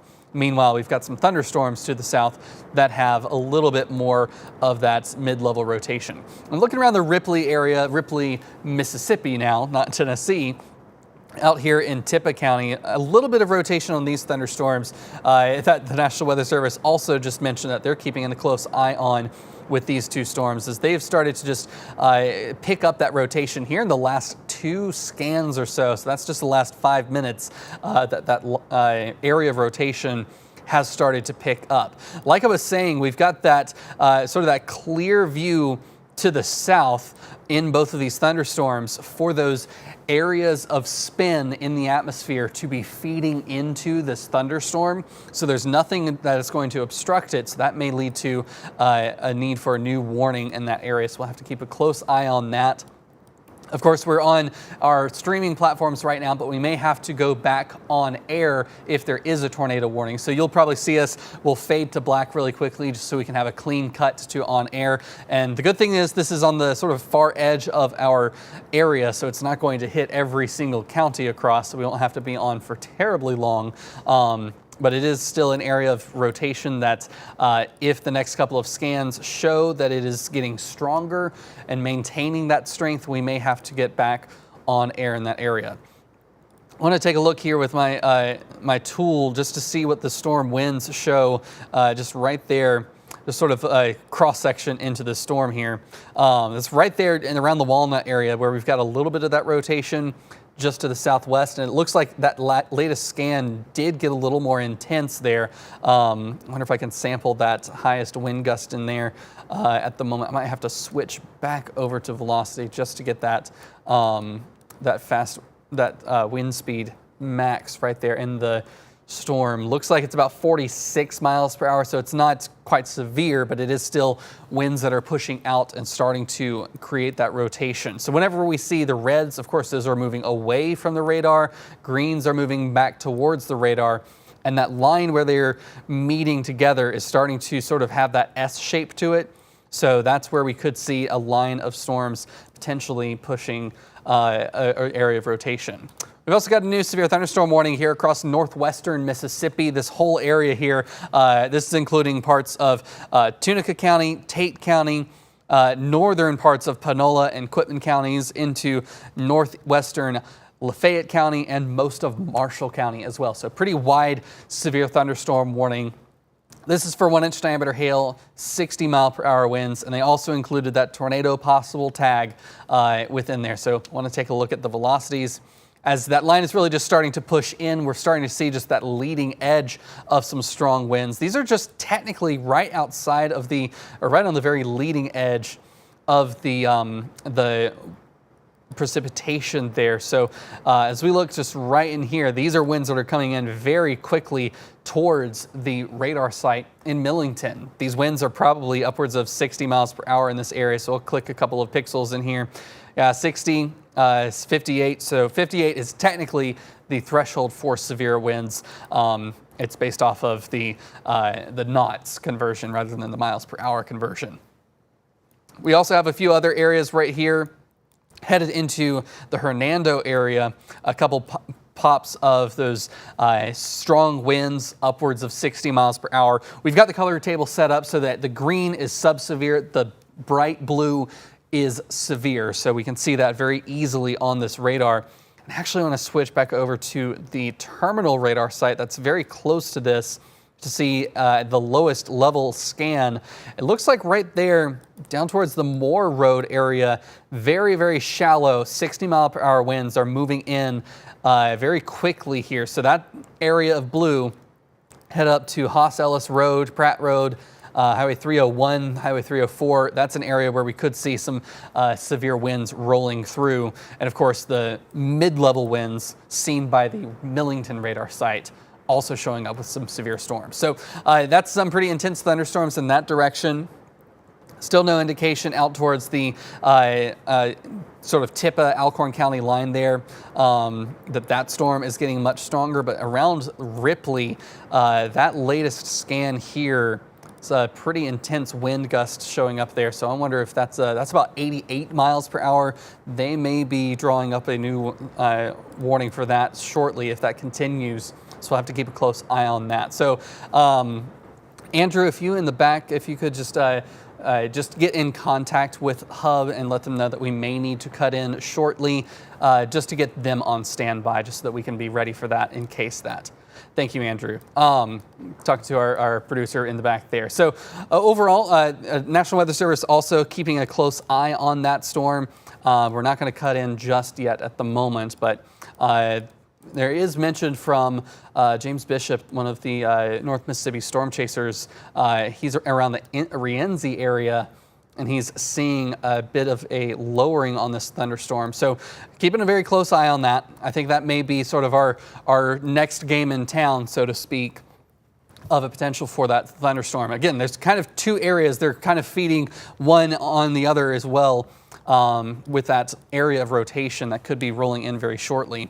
It's difficult to see the supercellular nature of that storm, but if you sort of parse them apart, since we know that they are two separate areas, you can kind of see that sort of upside down L shape here and a little bit of more of a crooked L shape right there. Where those areas of rotation are starting to form. So some embedded supercell structure within this line of thunderstorms. It's not like we were seeing on the northern end where it was going to be just a quick spin up. This is a maintained supercell, a maintained mesocyclone. So the mesocyclone, meso is just the scale around city to county to state. Scale is meso scale, and then the cyclone is just the area of rotation. So whenever we see that area of rotation within a thunderstorm, and then that's right within the updraft, that's sometimes where we can see that, the tornado warning is coming out. So Andrew, let's go ahead and get that hub ready, and we'll go ahead and be ready to go on air in just a moment, right when that tornado warning is coming out. So it's coming out for Tippah County with 2 circulations. So they are confirming that this is 2 areas of a potential for a tornado to touch down. So we'll be jumping back in on the Oscars here in just a moment on ABC and CW. We'll be right back with that cut in just a moment.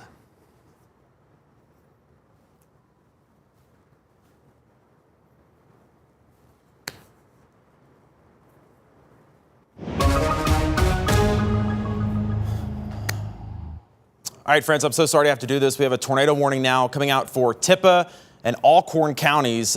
Pretty significant area of rotation and a possible tornado developing near Ripley, Mississippi. We had tried to let you go back as long as you could, but again, when we have a tornado warning, we have to come on as much as I do not want to, but when it's a situation like this, it's just the rules. We have to. There's the new tornado warning. Tippah County, Alcorn County. This also includes a portion of McNairy County. And again, area of circulation near Ripley. I would argue this is probably the tightest area of rotation that we have seen so far.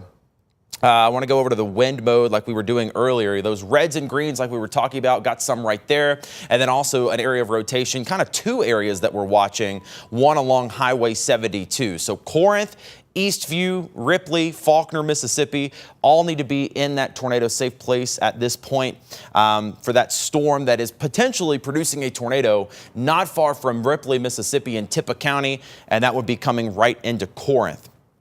I do want to do a storm track on this and just kind of give you an idea. This is not the main line of storms. We had some storms develop out ahead of the main line, and these are also producing high wind gusts and a potential tornado. So what we're going to do is get the latest speed on that. We'll put a storm track out. Again, that's moving to the northeast at 50 miles an hour. So we'll put the latest storm track on that area. And again, this is a couple of areas that we're watching that could be producing a tornado. Corinth at 8:11. So you've got about 10 minutes there.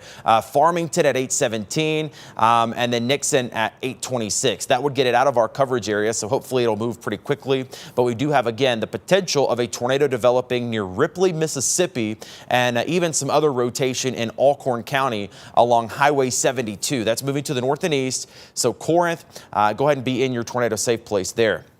That's the update on the tornado warning.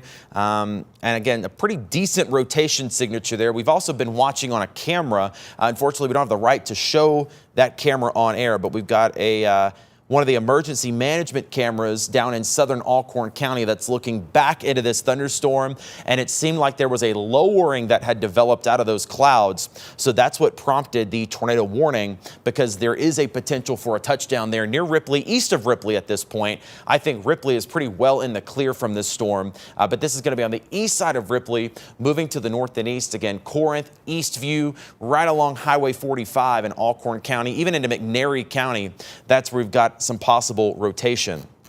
If you were not joining us on the stream, I will give you an update for what's going on elsewhere. I will say all of eastern Arkansas is clear from the weather threat. You see that storm has moved all across the river. So if you are in eastern Arkansas at this point, you do not have any more concern with severe weather. It's moved past you.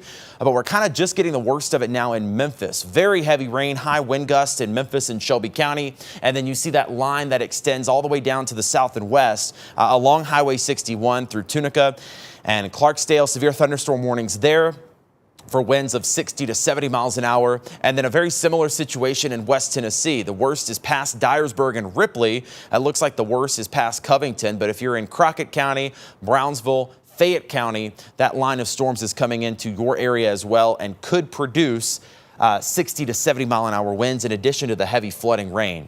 I want to zoom into Memphis a little bit because we've got a ton of rain and thunder and lightning that's coming down right now. We've had a couple of isolated areas that we've been watching within the city that have produced winds of, on the order of 50 to 60 miles an hour. I'll go over to the wind mode here. And really, it seems like the highest winds are going to be on the leading edge of that line of storms. So this is not a tornado for Shelby County. It looks like it's mainly just wind at this point, but definitely some intense signatures of wind. This would be like I-40 and Canada Road, coming up into Eads, coming into Fisherville, where you see those brighter reds showing up right along 64, east of Wolf Chase, coming into 269 in Fayette County, Oakland in the next bit. That's where we are seeing wind gusts on the order of 50 to 60 miles an hour, which can do some damage. Also, some pretty high wind near Germantown at this point. You see those brighter colors showing up there.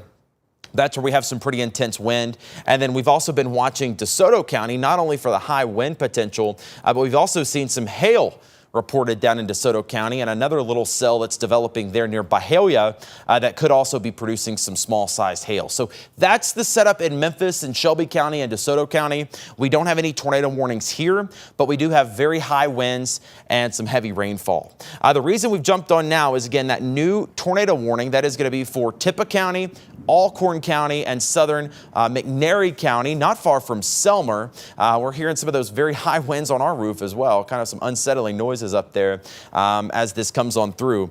We'll get to that tornado warning in a bit, but while we have the worst of it kind of coming through Memphis, I'll take you back out. This is the Cordova camera at Hope Church. So this is not far from us here at the TV station. You're looking live. Heavy rain, some gusty wind down there. Power's still on.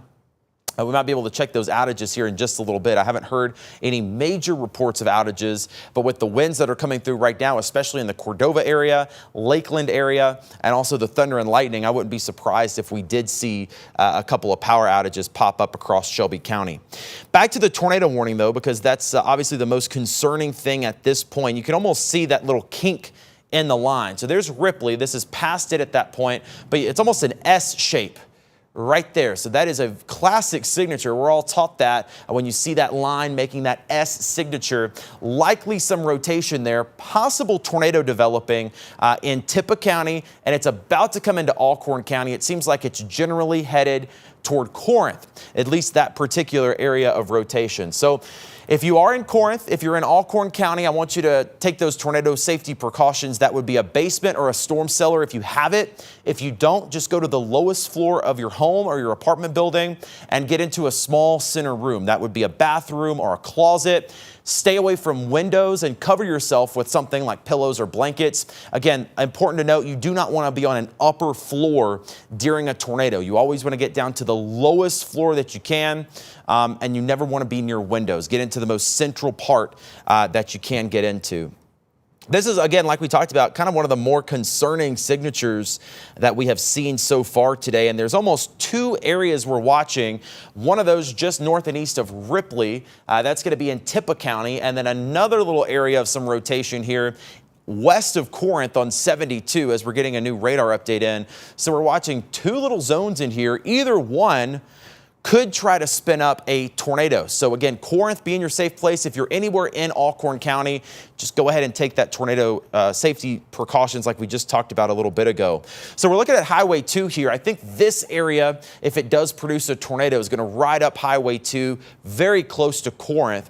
And then that other area of rotation along Highway 72 is going to be moving more into McNairy County. So we've got two zones in here that could possibly be trying to spin something up. And you can see those two green dots, our rotation indicator, doing a good job showing both of those as they move to the north and east. So Corinth, Raymer, all of those zones be in that safe place. I'll do another storm track on it, and then we'll check in with meteorologist Kit Thomas for some other information. I do want to get the most up-to-date speed because it seems like these are also picking up speed, and they're moving out a little more quickly. So this one's moving to the north and east at about 50 miles an hour. And this is the only tornado warning that we have at this moment. So I'm going to track just this one out over about the next 30 minutes. So area of rotation, possible tornado near Corinth in about the next 5 minutes. We don't have any confirmed reports that this has touched down, thankfully. Hopefully it doesn't. But there's definitely some rotation up in the clouds that could produce a tornado. So Corinth, safe places, Farmington at 8:17, and then over into Savannah and Pickwick areas a little bit closer to 8:30. So we'll keep a close eye on that, and we will see if we do have any tornado touchdowns reported. We've been, again, watching a camera in southern Alcorn County, not far from Highway 45, and we saw a kind of a defined lowering base maybe a wall cloud developing there, and the initial signs of some rotation, and just a ton of lightning out there too. I know you're seeing that if you're in Alcorn and Tippah counties. Very strong thunderstorm there. Memphis, we're also kind of in the middle of it with the heaviest rain. No tornado threat here. That's the only tornado warning we have. But right now, what's in effect for Memphis and the metro is a severe thunderstorm warning for the potential of damaging wind gusts. And that's what we've already seen kind of coming across the river. And then also that potential of a spin-up tornado not far from Corinth. All right, we'll go back over to meteorologist Kit Thomas. He's been in the Weather Center kind of watching things as well. Kit, right now, that's the only area that looks like possible rotation developing, but definitely still some very strong thunderstorms across that whole line. Yeah, many of these thunderstorms have had some rotation and then weakened, or didn't have rotation and then strengthened into that. We're seeing sort of this trade-off around the area. I want to also show you the lightning with this thunderstorm here around the Alcorn County area. I think Tippah County, we're now starting to see it move out of your region, so it's not going to be quite as much of a threat for you, but still a lot of lightning with that thunderstorm. And of course, this is where we're seeing that area of the potential for a tornado to develop. It's right there in the exact quadrant we see. Now, up here, we really have started to weaken this northern mesocyclone. Usually whenever you have two circulations this close to one another and sort of congealing into one complex of thunderstorms, usually you have one that starts to dominate, and usually it is the southern one because it's able to tap into that heavier wind or a stronger wind to the south a little bit more, and we're definitely seeing that now. We're also right on the cusp of the radar site in Columbus, Mississippi, and in Millington, Tennessee, not North Carolina, Millington, Tennessee here. So of course that's right on the edge. We're seeing the mid-levels of this. There's a bit of uncertainty, but we've already seen some reports in this area of a lowering with that tornado warning storm. So that's where we're looking at the potential of a tornado to roll through the Kossuth area, through Corinth eventually, right there around that Highway 45 to Highway 72 junction. We may see this area of rotation passing over your area within the next little while here. It's also been a pretty intense thunderstorm here in the Memphis area. You can start to see those strong winds coming through Germantown towards the Collierville area. Some of these winds are sub-severe, it looks like, but still 50-mile-per-hour winds. And we actually did record at the airport a gust from the northwest at 52 miles per hour. That was just before 8 o'clock this evening. We actually saw the temperature drop 21 degrees in just 1 hour at the Memphis airport. So that's the cold front. It's here. It's cold. It's going to be cold the next couple of days, just like Trevor was telling you about. Down towards northern Mississippi here, around parts of Quitman County and Panola County, we've got some pretty strong winds in this area. These are some winds that are likely upwards of 60 miles per hour, or at least upwards of the, if I can get my pixel exactly on that spot. But many of these areas still seeing the potential for some 60-mile-per-hour winds. Marks, Lambert, out towards the Crowder area, maybe headed towards Batesville very soon. So we've got to keep that in mind as these 60-mile-per-hour winds are warned within that yellow box you see, that polygon. That is the severe thunderstorm warning for up to 60-mile-per-hour winds. We also see that upacross northwestern Mississippi into southwestern Tennessee. These bright pink colors would be those severe winds. Mid-upper level winds are starting to show up here as well on radar. You can see some of those bright pink, those hot pink colors around Friendship. Those are over 75 miles per hour. But those are also elevated, and I think it's starting to catch a bit of the low-level jet. About a mile up or so is where we start to see some very strong winds, and it was on the models showing up around 60 to 80 miles per hour. That's also what we were expecting may mix down in some of these thunderstorms. So very strong winds in the upper levels of these thunderstorms here. The current warning is not for winds quite that strong up there in the Dyer area. Not quite Dyersburg, but Dyer, Tennessee there. That's for 60-mile-per-hour winds in that area. So keeping a close eye on this storm here, still showing up with some rotation there. This is into Alcorn County, Mississippi. Again, this is on the border of our viewing area. Once that main line of that area of rotation pushes out of the Corinth area and on towards Nixon, Iuka, that's when we will drop off air. Of course, we are covering the Oscars. We do apologize for this, but we are legally required to bring this dangerous information out to the public for the FCC. So, of course, we see a couple of areas of rotation with this. It looks like that northern area is a little more well-defined now around the Corinth area.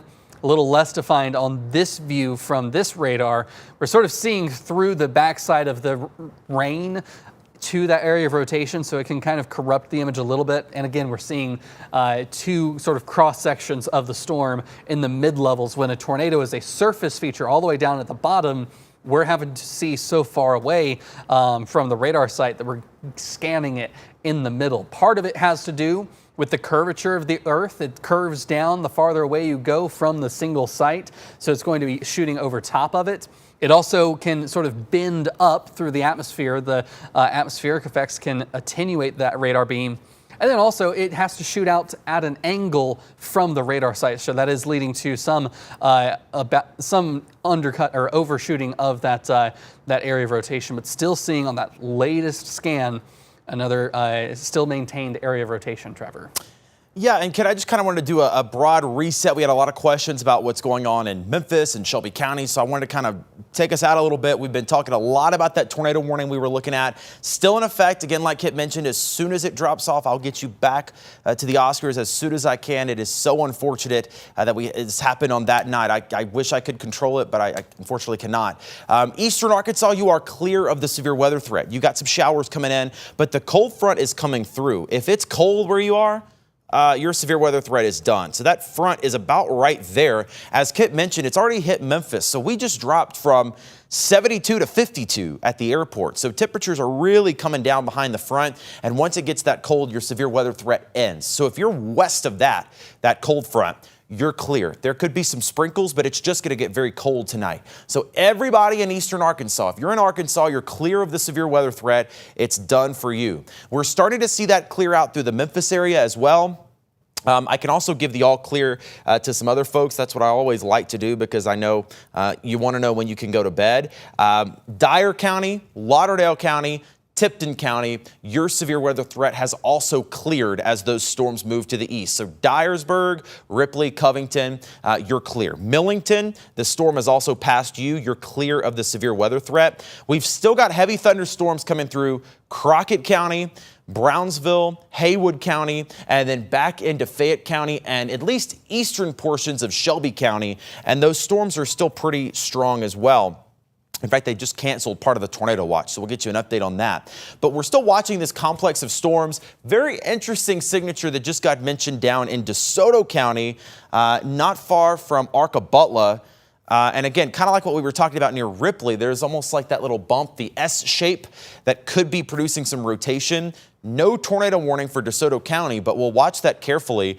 If you're west of 55, though, if you're in DeSoto County, Horn Lake, Walls, Lake Cormorant, you're clear. South Haven, not looking too bad at this point. Olive Branch, still kind of in the thick of it. Lewisburg, we'll keep a close eye on you.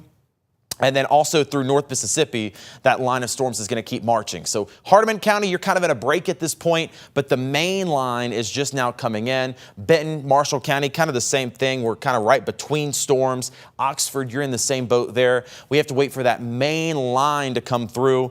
It's now moving at about 50 to 60 miles an hour. So it's going to pack a punch. It's going to have some wind. It's going to have some heavy rain. And we also cannot rule out a tornado. I want to check in on that little signature in a bit in DeSoto County because the National Weather Service is also watching that. But I also do want to get a quick update on our current tornado warning, that it looked like we had some rotation not far from Ripley, Mississippi. That not looking quite as strong now, but still a very intense thunderstorm coming into Corinth, at least some hail and heavy rain. That's also the case up towards Selmer, at least just south of Selmer on Highway 45. Probably some hail indicated in those purple zones. And of course, we still do have a tornado warning in effect for Alcorn County. Still two separate areas of rotation. This one right on the state line, maybe a little more interesting to watch. Right along Highway 45 between Corinth and Guys, right on the state line. Definitely a more interesting signature. The other one that was back toward Ripley, not looking as intense. The one that was coming up Highway 2 but now possibly a funnel cloud with one of these. So still both areas we're going to watch. We've got storm chasers down there. They're reporting possibly a funnel cloud along Highway 2 coming into Corinth. So we could be seeing something really trying to spin up here along Highway 2 in Alcorn County. So still be hunkered down if you're in Corinth, even if you're into southern McNairy County along Highway 45 south of Selmer. Go ahead and be in your tornado safe place. Again, that is the most interior room, closet, bathroom. Cover your head with something and stay there until the warning is over. This tornado warning technically in effect until 8:45. So we'll still be watching this. We'll see if they cancel it early, but technically until 8:45, tornado warning for Alcorn and McNairy County. The threat has cleared out of Tippah County. At least the tornado threat has. It seems like both of these areas of rotation are now in Alcorn County and are going to be moving through McNairy County in the next bit. Again, we do have a storm chaser that's down there that's keeping an eye on it that reported a funnel cloud along Highway 2. So we'll get an update on that. And if we hear anything from them, we will pass it along. But I did want to check out what's going on in DeSoto County, right along the DeSoto-Tate County line. A very interesting storm here. You see that little notch signature that's there. That's where we're getting some inflow into the storm. Winds are coming in, and that's how we get rotation. So very strong storm here. This is right along 305, so not far from like the Independence area. Lewisburg is right here. So these are the zones in southeastern DeSoto County. This is not a tornado warning at this point, but they were watching some rotation. And just looking on the radar side of things, it does look interesting, but there are a couple of zones in there that we will be watching right along 305 that at a minimum have very high wind gusts, but could also produce a tornado. So keep an eye on that. Again, that's in DeSoto County and the Tate County line, not far from Independence and Lewisburg. Heavy rain does continue south of this as well. Panola County, Quitman County. Also seeing winds 60 to 70 miles an hour. That's going to be in Batesville in the next bit. Clarksdale, Tunica, the worst has passed you, so we can give you the all clear. We're more so just kind of watching through North Mississippi and West Tennessee at this point. I also want to check in on Memphis. Memphis is really starting to clear up here as that cold front has now gotten to us. So Memphis, it would appear, the severe weather threat has passed us in the city of Memphis. Still very heavy rain and storms near Collierville, Eads, Fisherville, Oakland, and Somerville. You saw they just trimmed that severe thunderstorm warning back. So those are still zones we'll watch. Again, that's Marshall County, eastern DeSoto County, Fayette County. But if you're in the city of Memphis, that severe weather threat has passed us now that it's starting to definitely get much colder. So we're still having a tornado warning here for Alcorn and McNairy County. We'll see how much longer this goes for. They have dropped it for Tippah County. So this storm has passed Tippah County, but you have more storms on the way. Those could produce some high wind gusts. Corinth and guys, you're starting to get in the heavy rain, maybe a little hail, but the tornado threat is still just a little bit outside of Corinth. So this would be coming into Corinth within the next little bit. And we'll see what that area of rotation looks like now. And again, we still have kind of two areas we're watching where these brighter colors are showing up. One just north of Corinth on Highway 45, and then one back along Highway 2. That's the one we had the funnel cloud with, and that's the one that's going to be coming pretty close to Corinth. So definitely want to hunker down there if you are in Corinth, and that's why that tornado warning is still in effect for that area. I'll get down to the streets here since we did have a funnel cloud reported. I just want to give you as much of an idea as possible of where this is. So basically we're looking kind of where those greens and the reds are meeting. So that's going to be right in there. Possible funnel cloud, report of a funnel cloud. This is going to be along Highway 2. So there's Highway 45 here and then Highway 72 right at the junction in Corinth. So this is just about a mile or two outside of Corinth.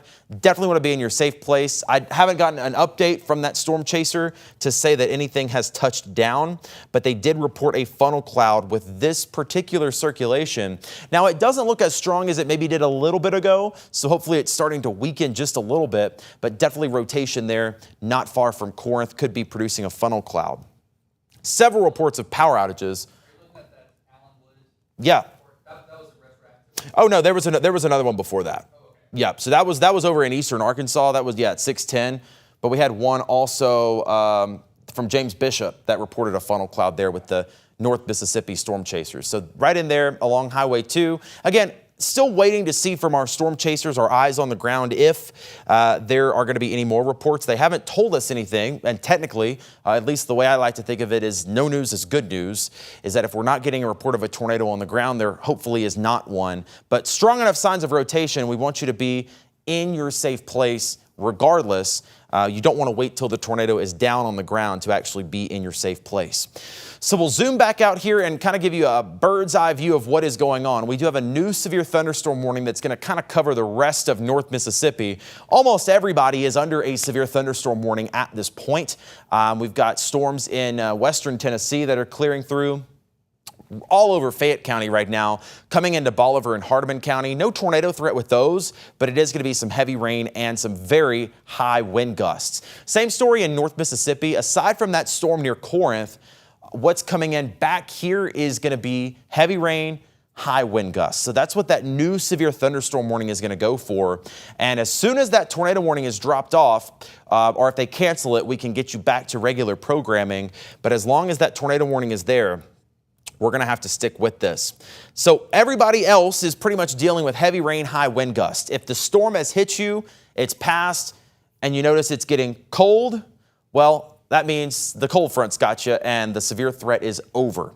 So just did get an update, though, from the National Weather Service for this storm. They are going to issue a new tornado warning out ahead of this, and that's going to be for Hardin County, Tishomingo County, north of Iuka, out toward Pickwick. You'll be happy to know, if you want to get back to the Oscars, that's not our coverage area. That goes outside of our area. That's the Tupelo TV market. So as soon as that's canceled for Alcorn, we can let you get back, but they are going to extend. If you happen to be watching us out near Savannah, Pickwick, if you're over toward northern Tishomingo County, they are going to further extend that tornado warning to include those counties as well.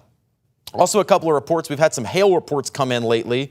I think the last one I saw was Holly Springs Road and Smith Road in Hernando. That was just a little bit ago. Doesn't surprise me at all because we have such a strong thunderstorm down there. Also, could be some hail near Corinth. I wouldn't be surprised at all if we had the hail near Corinth. But of course, our bigger concern is that area of possible rotation there. Not looking as intense as it was a bit ago, but there's definitely some swirling going on up in the clouds. And again, we did also have that report of a funnel cloud along Highway 2 just south and west of Corinth. So still stay hunkered down. Corinth, it would be coming over you right now.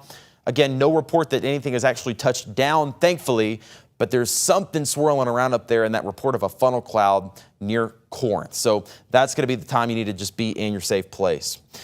Also, some trees coming down up near Brighton. Looks like we've got some power outages up in Brighton right now. And again, it does not take a tornado to do damage. I told you that earlier today. When we have winds come through that are 60, 70, 75 miles an hour, like what happened earlier, it could take down trees and it could take down power lines. So what we've seen in Tipton County is trees come down onto power lines and then you lose power. And we've had also some damage reports there. So that's the latest on that tornado warning. Alcorn, McNairy County. We'll let you know as soon as we hear something from that, but haven't gotten many updates here in the last couple of minutes. I'll go back to the latest report we did get, which was a hail report near Hernando, and that's probably more likely that cell just south of Lewisburg that's coming into Byhalia. We were looking at that a moment ago for some possible rotation. It doesn't look like that turned into anything, but definitely a strong thunderstorm there with hail and some heavy rain. I'm going to track everything out and just let you know when this would be clearing out of your area. Again, I know we've got storms near Corinth and Selmer now, but that's kind of ahead of the main line. The main line of storms we're watching is still back to the west, and it's going to be moving off to the north and east. So let me track all of this out for you. It seems like it's speeding up just a little bit, which is good. We'll get it out of here as soon as we can.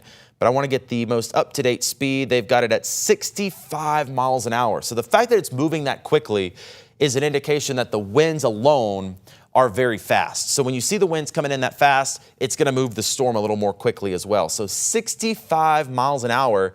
And I'm just going to track out when these storms would arrive in your neighborhood with the potential of high wind gusts. So over the next hour, you're looking at Oxford at about 8:30. You've got a severe thunderstorm warning. Pinson, Tennessee at about 8:41.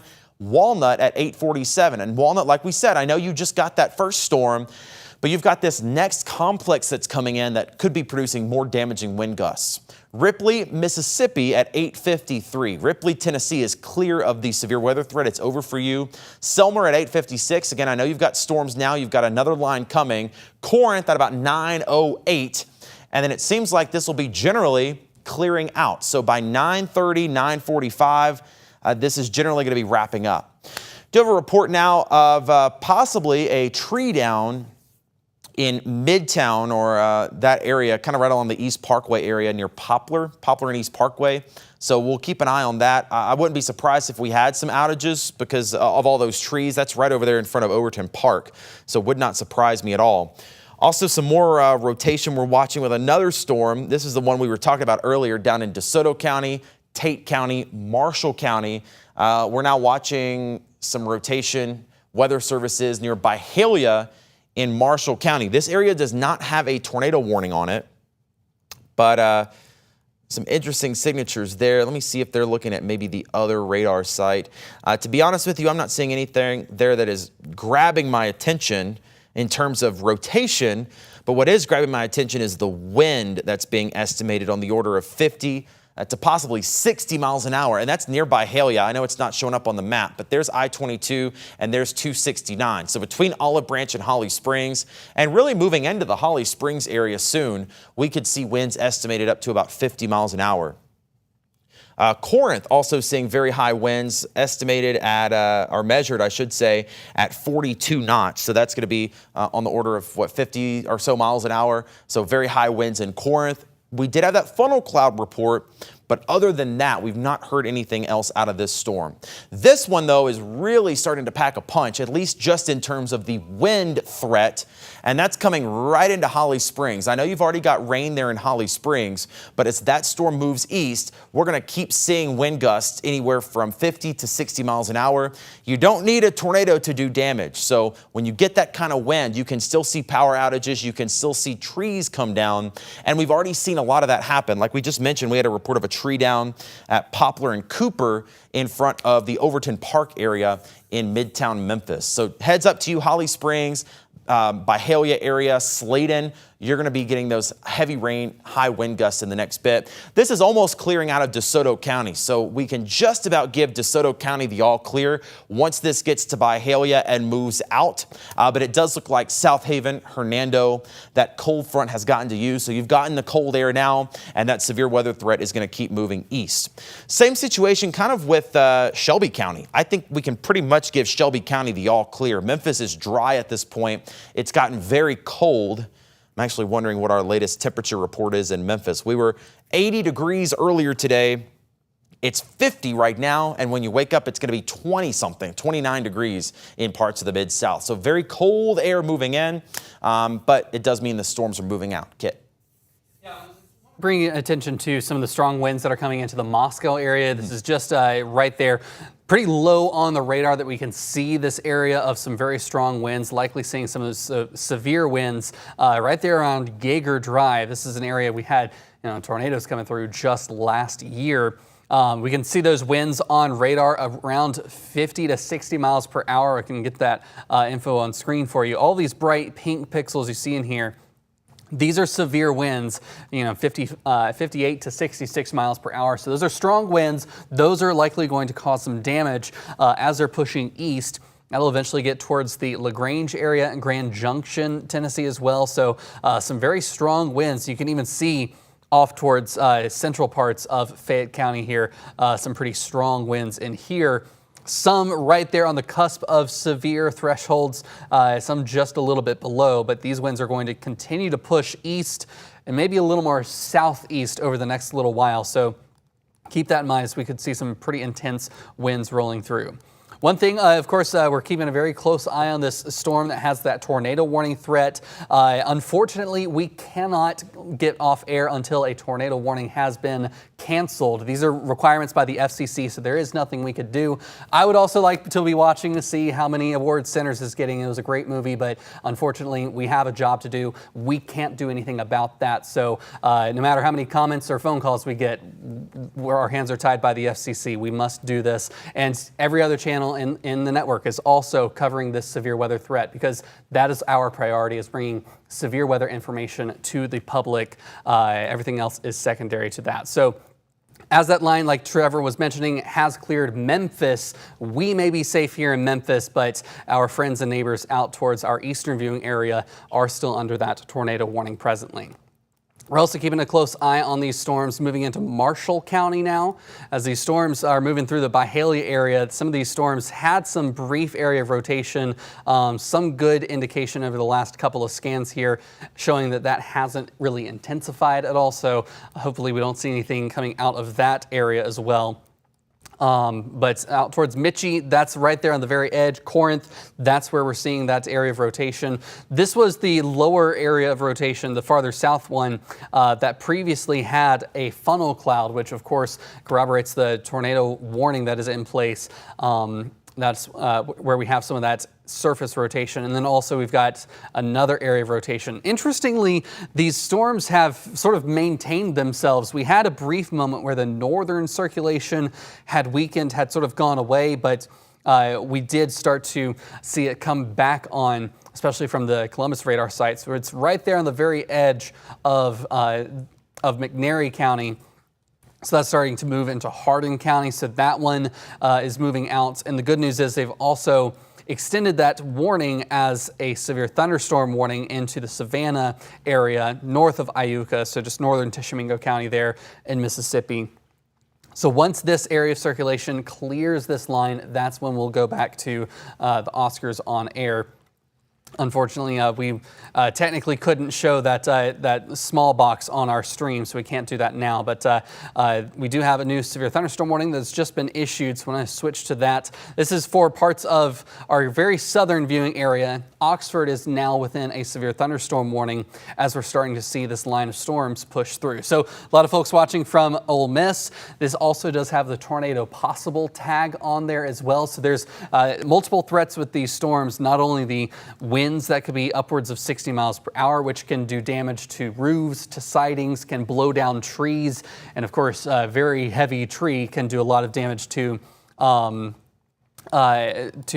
house or to a building by any means. But we do see that area under a severe thunderstorm warning now headed towards the Oxford area. Still keeping a close eye on that warning. We're keeping a close eye on the National Weather Service chat just to see when they are going to allow that warning to expire. At the moment, the warning is set to expire. Let's see here. I believe that's 8:45. So we've got still about 10 minutes on that warning, but it is starting to move outside of that warning box. It's very, very close. Just a few more minutes, folks. We'll get back to the Oscars when we can. But we see also some strong winds just around the Moscow area. This is what I started talking about earlier. So the last couple of scans of the radar has actually started to weaken. So that's good news there. But these are going to be sort of pulse in nature, where they have a burst of high winds and then they ease back. And then another pulse, a burst of high winds and ease back. We'll see that along that line of thunderstorms that are pushing through. So Grand Junction, you've got some rain right now, but the severe winds are sort of held back at the moment, sort of around the Moscow area. That's where we're going to see some of those stronger winds. Outside of Byhalia, probably seeing some hail, maybe some small hail in that area. As the hail detector doesn't show up with any hail recently, so that's some good news. I wonder if on the tracks it shows up. Couple pockets of hail. We've seen some of that previously with that thunderstorm, but nothing really showing up at the moment. So that's some good news. There's some very heavy rain. Of course, small hail eventually melts on its way down. Those thunderstorms, of course, pushing through some pretty warm temperatures that we had today. So that's going to allow those storms to allow that hail to melt within those thunderstorms as well. I want to take you to just a wide view, because it's not just here in Memphis. It's here all the way down to our south, all the way up to our north, a very wide area. So it's not just here in Memphis where people aren't going to see the programming they were wanting to tonight. It's anywhere from Indiana all the way down to East Texas. Pretty widespread severe weather threat today, as we've had the Storm Prediction Center put out that risk. We've been talking about it for the last several days. We've been telling you it's going to be an evening threat. So unfortunately, we can't we can't. We have seen that threat around the area, so we've been talking about that. It looks like it's starting to trim on the backside of that. My producer's talking to me. Trevor, you have some new information for us. Yeah, as promised, tornado warning is canceled for Alcorn and McNairy County. That means we can send you back to programming. I want to do that as soon as possible, but I will give you the all clear from the tornado threat. Alcorn and McNairy County, they've canceled that tornado warning, but you're still going to have some heavy rain and high wind gusts. So we're going to send you back to regular programming here. I will remind you, we'll continue our coverage on the ABC24 Plus app. If you want extended weather, you can scan that QR code on your screen, and that will take you to our app for your smart TV or for your phone. Again, we apologize for interrupting, but unfortunately, it's something we have to do. I don't want to do it either. Trust me, when there's a tornado, we just have to do it. So we're going to get you back to regular programming now. We'll continue our stream and our coverage there on ABC24 Plus.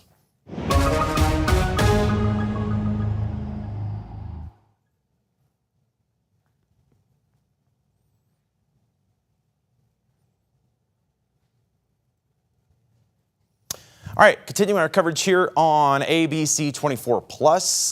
Thank you for sticking with us. If you are watching on the stream and also trying to watch your show, I understand it is frustrating as a Big Brother fan.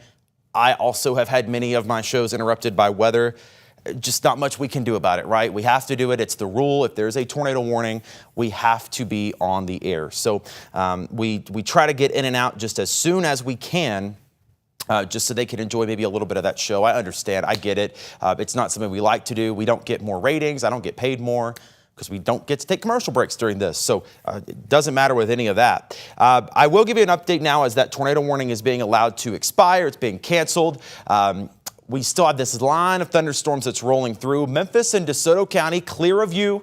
Clarksdale, Coahoma County, Tunica County. Anybody that's touching the river, Tipton, Lauderdale, Dyersburg, you're all clear of this severe weather threat because we've got this cold front that is moving through the Mid-South. And once it gets to you, first of all, you're going to be able to tell because it's going to get very cold. But once that front passes, you are clear of the threat. So if you're behind this, if you are west of this line, that would be Dyersburg, Lauderdale, Ripley, Covington, Atoka, Tipton County, Memphis and Shelby County, DeSoto County, Tunica, Coahoma, Quitman, Eastern Arkansas, you are clear of the severe weather threat. Who we're going to keep watching, though, is Hardeman and McNairy County, also much of North Mississippi. Oxford, storms are coming into you right now. Holly Springs, Benton and Tippa, you already had storms. You're going to have this next round that comes through, and this has a history of producing potentially damaging wind gusts on the order of 50 to 60 miles an hour. We've seen that already. We've had a couple of areas that have had trees come down.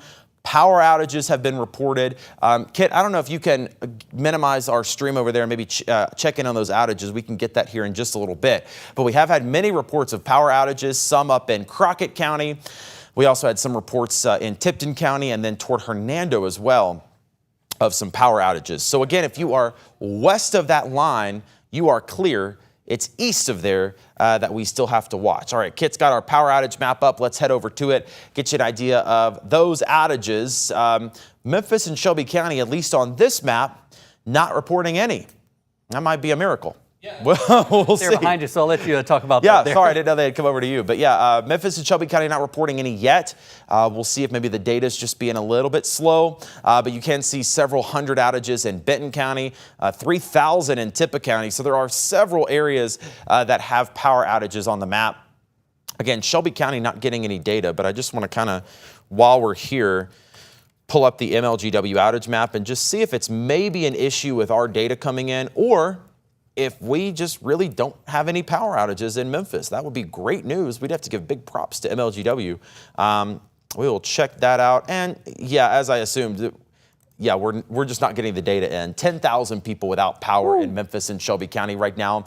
We just don't have that data coming. I assume, there's not much you can do when you get a high wind gust come through there and trees come down. You just really can't prevent that. And MLGW's done a good job trimming those trees. We've had fewer outages, but when the winds are that high, we are seeing a lot of outages. We've got a lot right now in the Midtown area, Valentine Evergreen, Poplar Avenue, Union Avenue, Central Gardens, and then Berkeley, Nutbush areas, and then even down into the Hickory Hill south wind areas, and also a lot out near Pisgah and Eads. So that's just kind of an idea. Also several hundred that are reported up near Millington as well. All right, they just put out a tornado warning. I don't think that includes us, thankfully.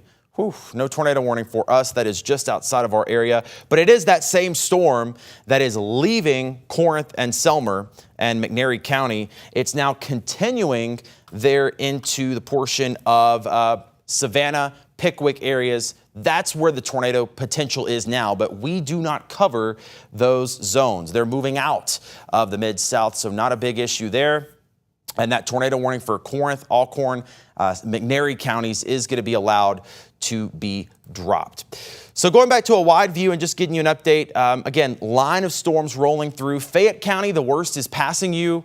Haywood County, the worst is passing you, but it's going to be Bolivar. It'll be Benton County, Tippah County, Marshall County, Oxford, and Lafayette County that still have to get through that thunderstorm. And again, wind gusts on the order of 60 to 70 miles an hour. That's looking like more of the biggest concern here. With that line that's coming through, we haven't had many areas of rotation on that main line lately.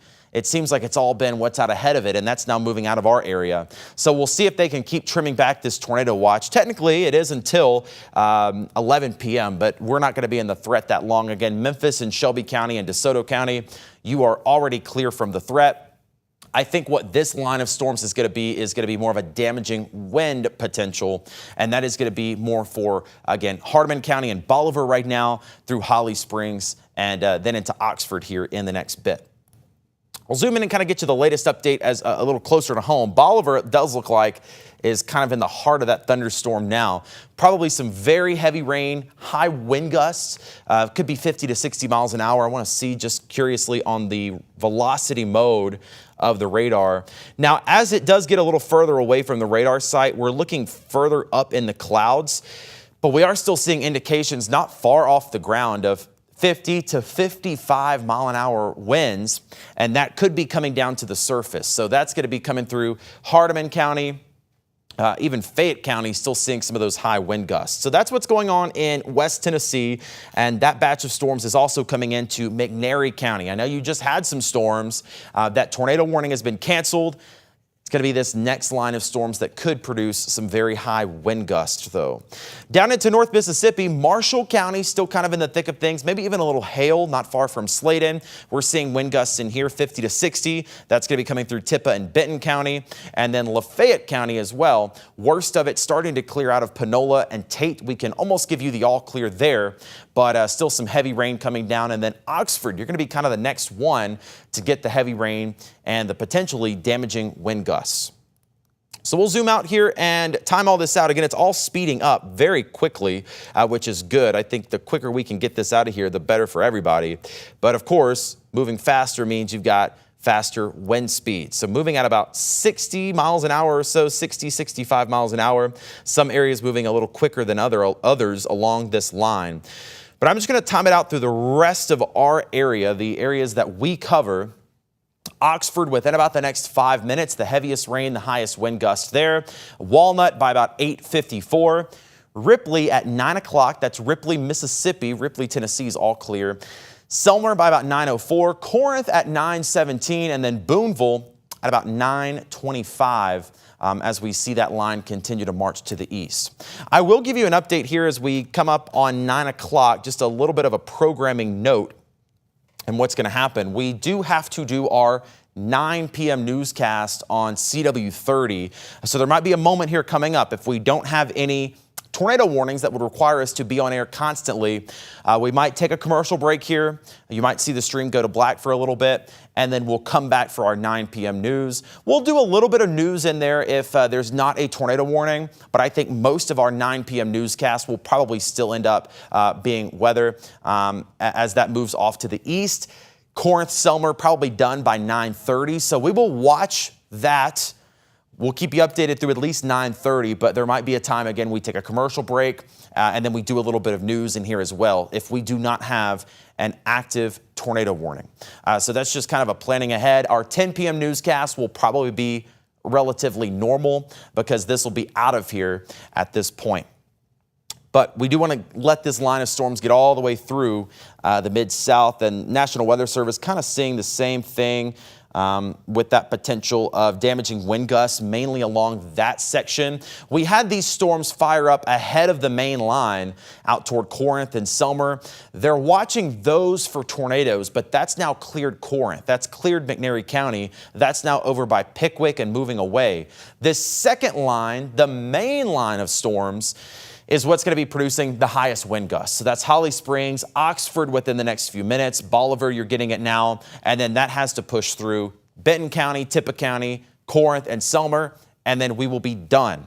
I am curious. I just want to see if I can pull this graphic up. We have had this cold front that started to move through, and it has drastically dropped temperatures for where it has hit. So I want to show you the temperature change in the last 24 hours. So compared to 24 hours ago, our temperature has dropped 17 degrees in Memphis. We were like 80 degrees earlier today, and now we're in the 50s, almost in the 40s.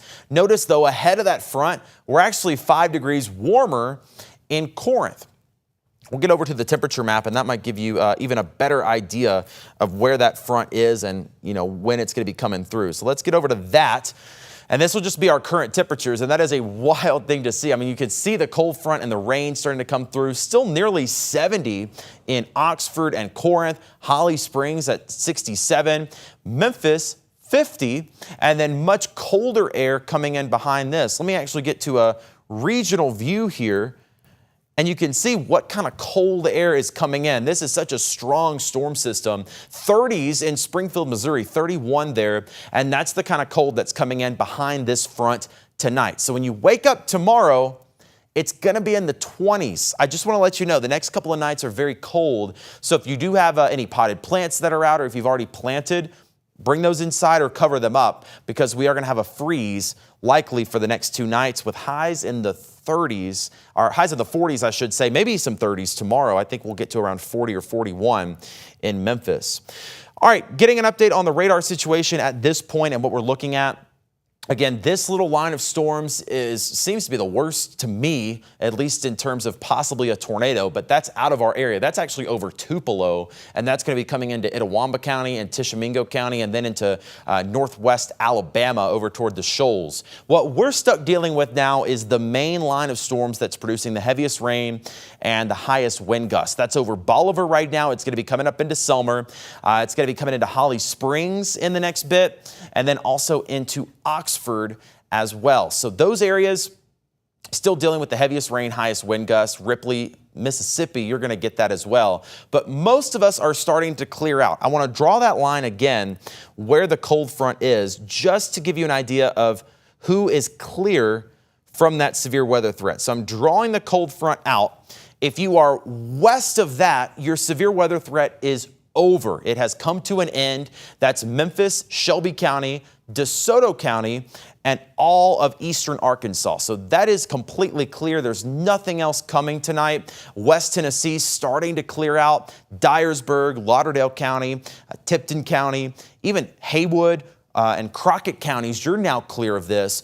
Who we're still watching, Fayette County, I can almost give you the all clear, but it's kind of right on the line. Marshall County, you've still got some storms to go. But if you're in Tate County, Tunica, Coahoma County, Quitman, Panola, your severe weather threat is over. Could be some rain overnight as the coldest air comes in. I'll tell you what, I wouldn't be surprised if we had a snow flurry or two overnight tonight, because it's just going to be so cold and there's just enough precipitation behind the front. It could provide a flurry or a flake. Nothing serious whatsoever, but that's just how cold it is about to get. So again, east of that line, we're still watching. Lafayette County and Oxford, you've got a severe thunderstorm warning for potentially damaging wind gusts. Benton County, you're starting to get into the worst of it. Bolivar as well. Selmer, Corinth, give us another maybe 30 or 40 minutes, and it seems like this will be wrapping up. Thankfully, again, this is not an all-night thing. This is going to wrap up here pretty soon, and then we will be able to wrap this up and go permanently back to our regular programming, our regular schedules for the rest of the evening. But Kit, I don't know if you have too much to add. I do think what we'll do probably at about 8:58, we'll get off of here, we'll take a break. And then maybe we can do, Sydney, I don't know if you're back there, and again, excuse me, just kind of talking to the producers. I don't know if you maybe want to get through the A block of the 9 and then let us kind of do some ins and outs, and you know, we'll kind of coordinate that. But Kid, I don't know if you have any more details. Yeah, I was just talking to Sydney. We're going to do the 9. We're going to do the 9 pretty much as normal, and we'll have some in and outs. So we'll start with weather, we'll end with weather, each of these blocks, just to keep the information flowing. But we do have other news to get to this evening, as well as we currently don't have any tornado warnings.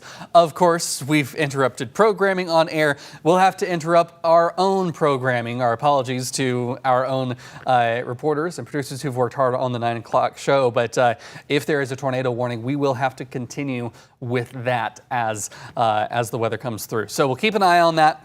Of course, right now, everything is starting to move out of that first line of that tornado warning. That's now in Hardin County, out of our viewing area. Meanwhile, Byhalia, northwestern Marshall County, that area is starting to wrap up. We're starting to see that line push through, just like Trevor was showing where that cold front was. Again, the temperatures have dropped quite a bit just in the last several hours today. In about 1 hour's time frame, I think it was between 7 and 8 o'clock, right on the dot there, the temperature dropped 21 degrees. So that cold front came in and sharply dropped our temperatures, and we're going to keep on funneling in cold air behind it out of the northwest here. We're starting to see some of that cold air sliding in to the area. Of course, on the southern side of this, the forward side, that's where we're pulling in all of the warm, moist air, and we've got the overriding jet stream on top of that. And that's causing those winds to spiral. And then when they get lifted into a storm, that's when we've had that tornado threat. And it's been a perfect situation for that all day today. And I think things have lined up pretty much about as we expected, with the winds gusting anywhere from 65 to 75 miles per hour. That's right within that threshold we were expecting with these thunderstorms. There hasn't been too much hail with these storms, so that's good, but we've also seen numerous tornado warnings as expected with these thunderstorms. Oxford, though, you are starting to see some pretty intense rain come down, probably some heavy frequent lightning as well. Heavy rain and frequent lightning starting to move into central parts of Lafayette County. We'll load that lightning data here over the next moment as that's coming in, but some very frequent lightning with these thunderstorms, as they are very intense. Off towards parts of Benton County, some pretty intense lightning up that direction as well.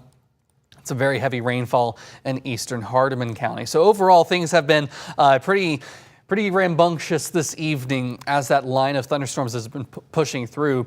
And honestly, the models have done a very good job at representing this system. Most of them were within an hour or two of each other as we were leading up to this event. And they have all been within an hour or so within each other of the actual event that we have seen. So everything has gone pretty much according to plan. And we even saw a couple of the models. One of the main disagreements was this little area right out here in the front, this secondary line that developed leading those storms. A couple of the models were only showing the single line of storms there, but a few others actually started to lead a little bit. So we might start to rely on those in the next couple of weeks here as we enter severe weather season. A new model came out that has been in research for several years, and now it's being rolled out to the public. So we're starting to use that, hopefully to replace some of the older models that have some biases and errors of their own. And like we've been saying, this isn't just us, it's all across the Mid-South, into the Deep South, and into the lower Ohio River Valley and the lower Midwest around that area. Meanwhile, also a lot of heavy snow just fell today across northern parts of the upper Midwest. If we just loop this the last 18 hours, this was a blizzard warning here that was out across parts of Minnesota, Iowa, Wisconsin. Some places up there expected to see a foot to a foot and a half of snow in that direction. This is also going to continue east as we head into tomorrow. I want to just pop that on really quickly. because this is going to be another intense severe weather day as we go into tomorrow. So if we just look at the day 2 outlook from the Storm Prediction Center, we'll be in the clear tomorrow. Everything's clearing up for us very quickly. There is a moderate risk out towards the west here from the DC area down the I-95 corridor into South Carolina. Some pretty intense thunderstorms expected in that area. Also with straight line winds expected in that region. But meanwhile, back here towards the Memphis area, things are quiet for Memphis. We are done here, but we'll likely see those storms continue to push out of our area over the next several hours. A new severe thunderstorm warning has just been issued. This is now over parts of Tippah County again. Tippah, earlier we had a severe thunderstorm warning and even a tornado warning in your area for that first line, but it looks like there hasn't been any sort of enclosing of the air coming in from the south in between these two lines. So that's still enough for those winds to be providing the severe parameters to get that to severe threshold. So it looks like that's going to continue to push through. Unlike what we were expecting it to weaken earlier, it's just stayed separated there. So we're still pulling in all of those heat and humidity parameters around the area. But again, Memphis, we're quiet. We might have a pop-up shower or two on the backside of this. We're getting very close to our show at 9 o'clock, so we're going to wrap things up here on air. We're going to go to commercial break on stream, I should say. We're going to go to commercial break on stream to allow our producers to get ready for this 9 o'clock show here in just a couple of minutes. But for now, we'll go ahead and send it to break.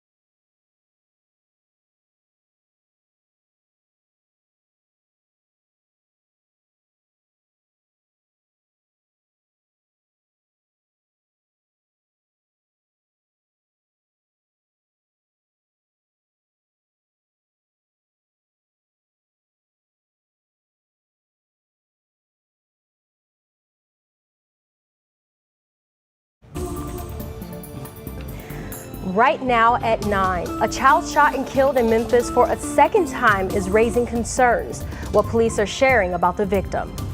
Plus a program that could bring both hope and more housing to Memphis as the city continues to face a housing shortage. And today is the Weather Impact Alert Day. We're expecting severe storms, which we're seeing now, and meteorologist Kit Thomas has what you need to know to be prepared. It's 9 o'clock and CW30 News starts right now.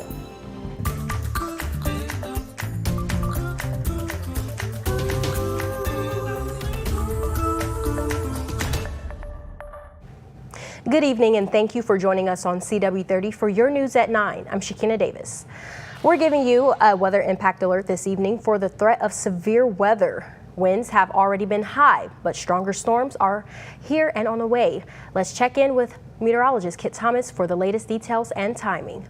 Yeah, Shakina, we've had that tornado watch around our area for the last several hours. The good news is we can give Arkansas the all clear, and really from Dyersburg to Memphis to Clarksdale, we'll likely see the back edge of this tornado watch trimmed out, as well as the line of severe thunderstorms is now moving just to our extreme east viewing area. You can see this goes all the way from the Great Lakes to the Gulf Coast almost for the severe thunderstorm threat. It's still in place for this evening around the Mid-South. We could see those storms continuing until about 11 o'clock. A few tornadoes have been possible through the evening, with winds even reported up to 75 miles per hour in Jonesboro. And we've even seen some large hail upwards of an inch in the area. So again, until about 11 o'clock tonight for those winds. So hopefully everything has been made prepared through the evening, as now we're starting to see the cold air pouring in to the area. Look back here into Missouri, already below freezing in Springfield,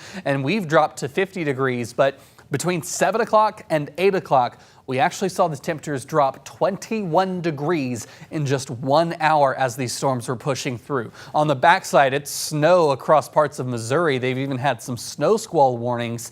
And on the other side of it, excuse me, there was a tornado warning at the same time in St. Louis. So a pretty intense low pressure system rolling in with a lot of severe thunderstorm warnings here in parts of Mississippi and Tennessee, and a ton of lightning. This is the other side of it. There's also a lightning threat with these thunderstorms. So zooming in on some of those storms right now across the Jackson, Tennessee area into parts of Hardeman County, moving into McNairy County, a severe thunderstorm warning here for some very strong winds rolling through. Previously, we did have a tornado warning out of Alcorn County, now moving into Hardin County.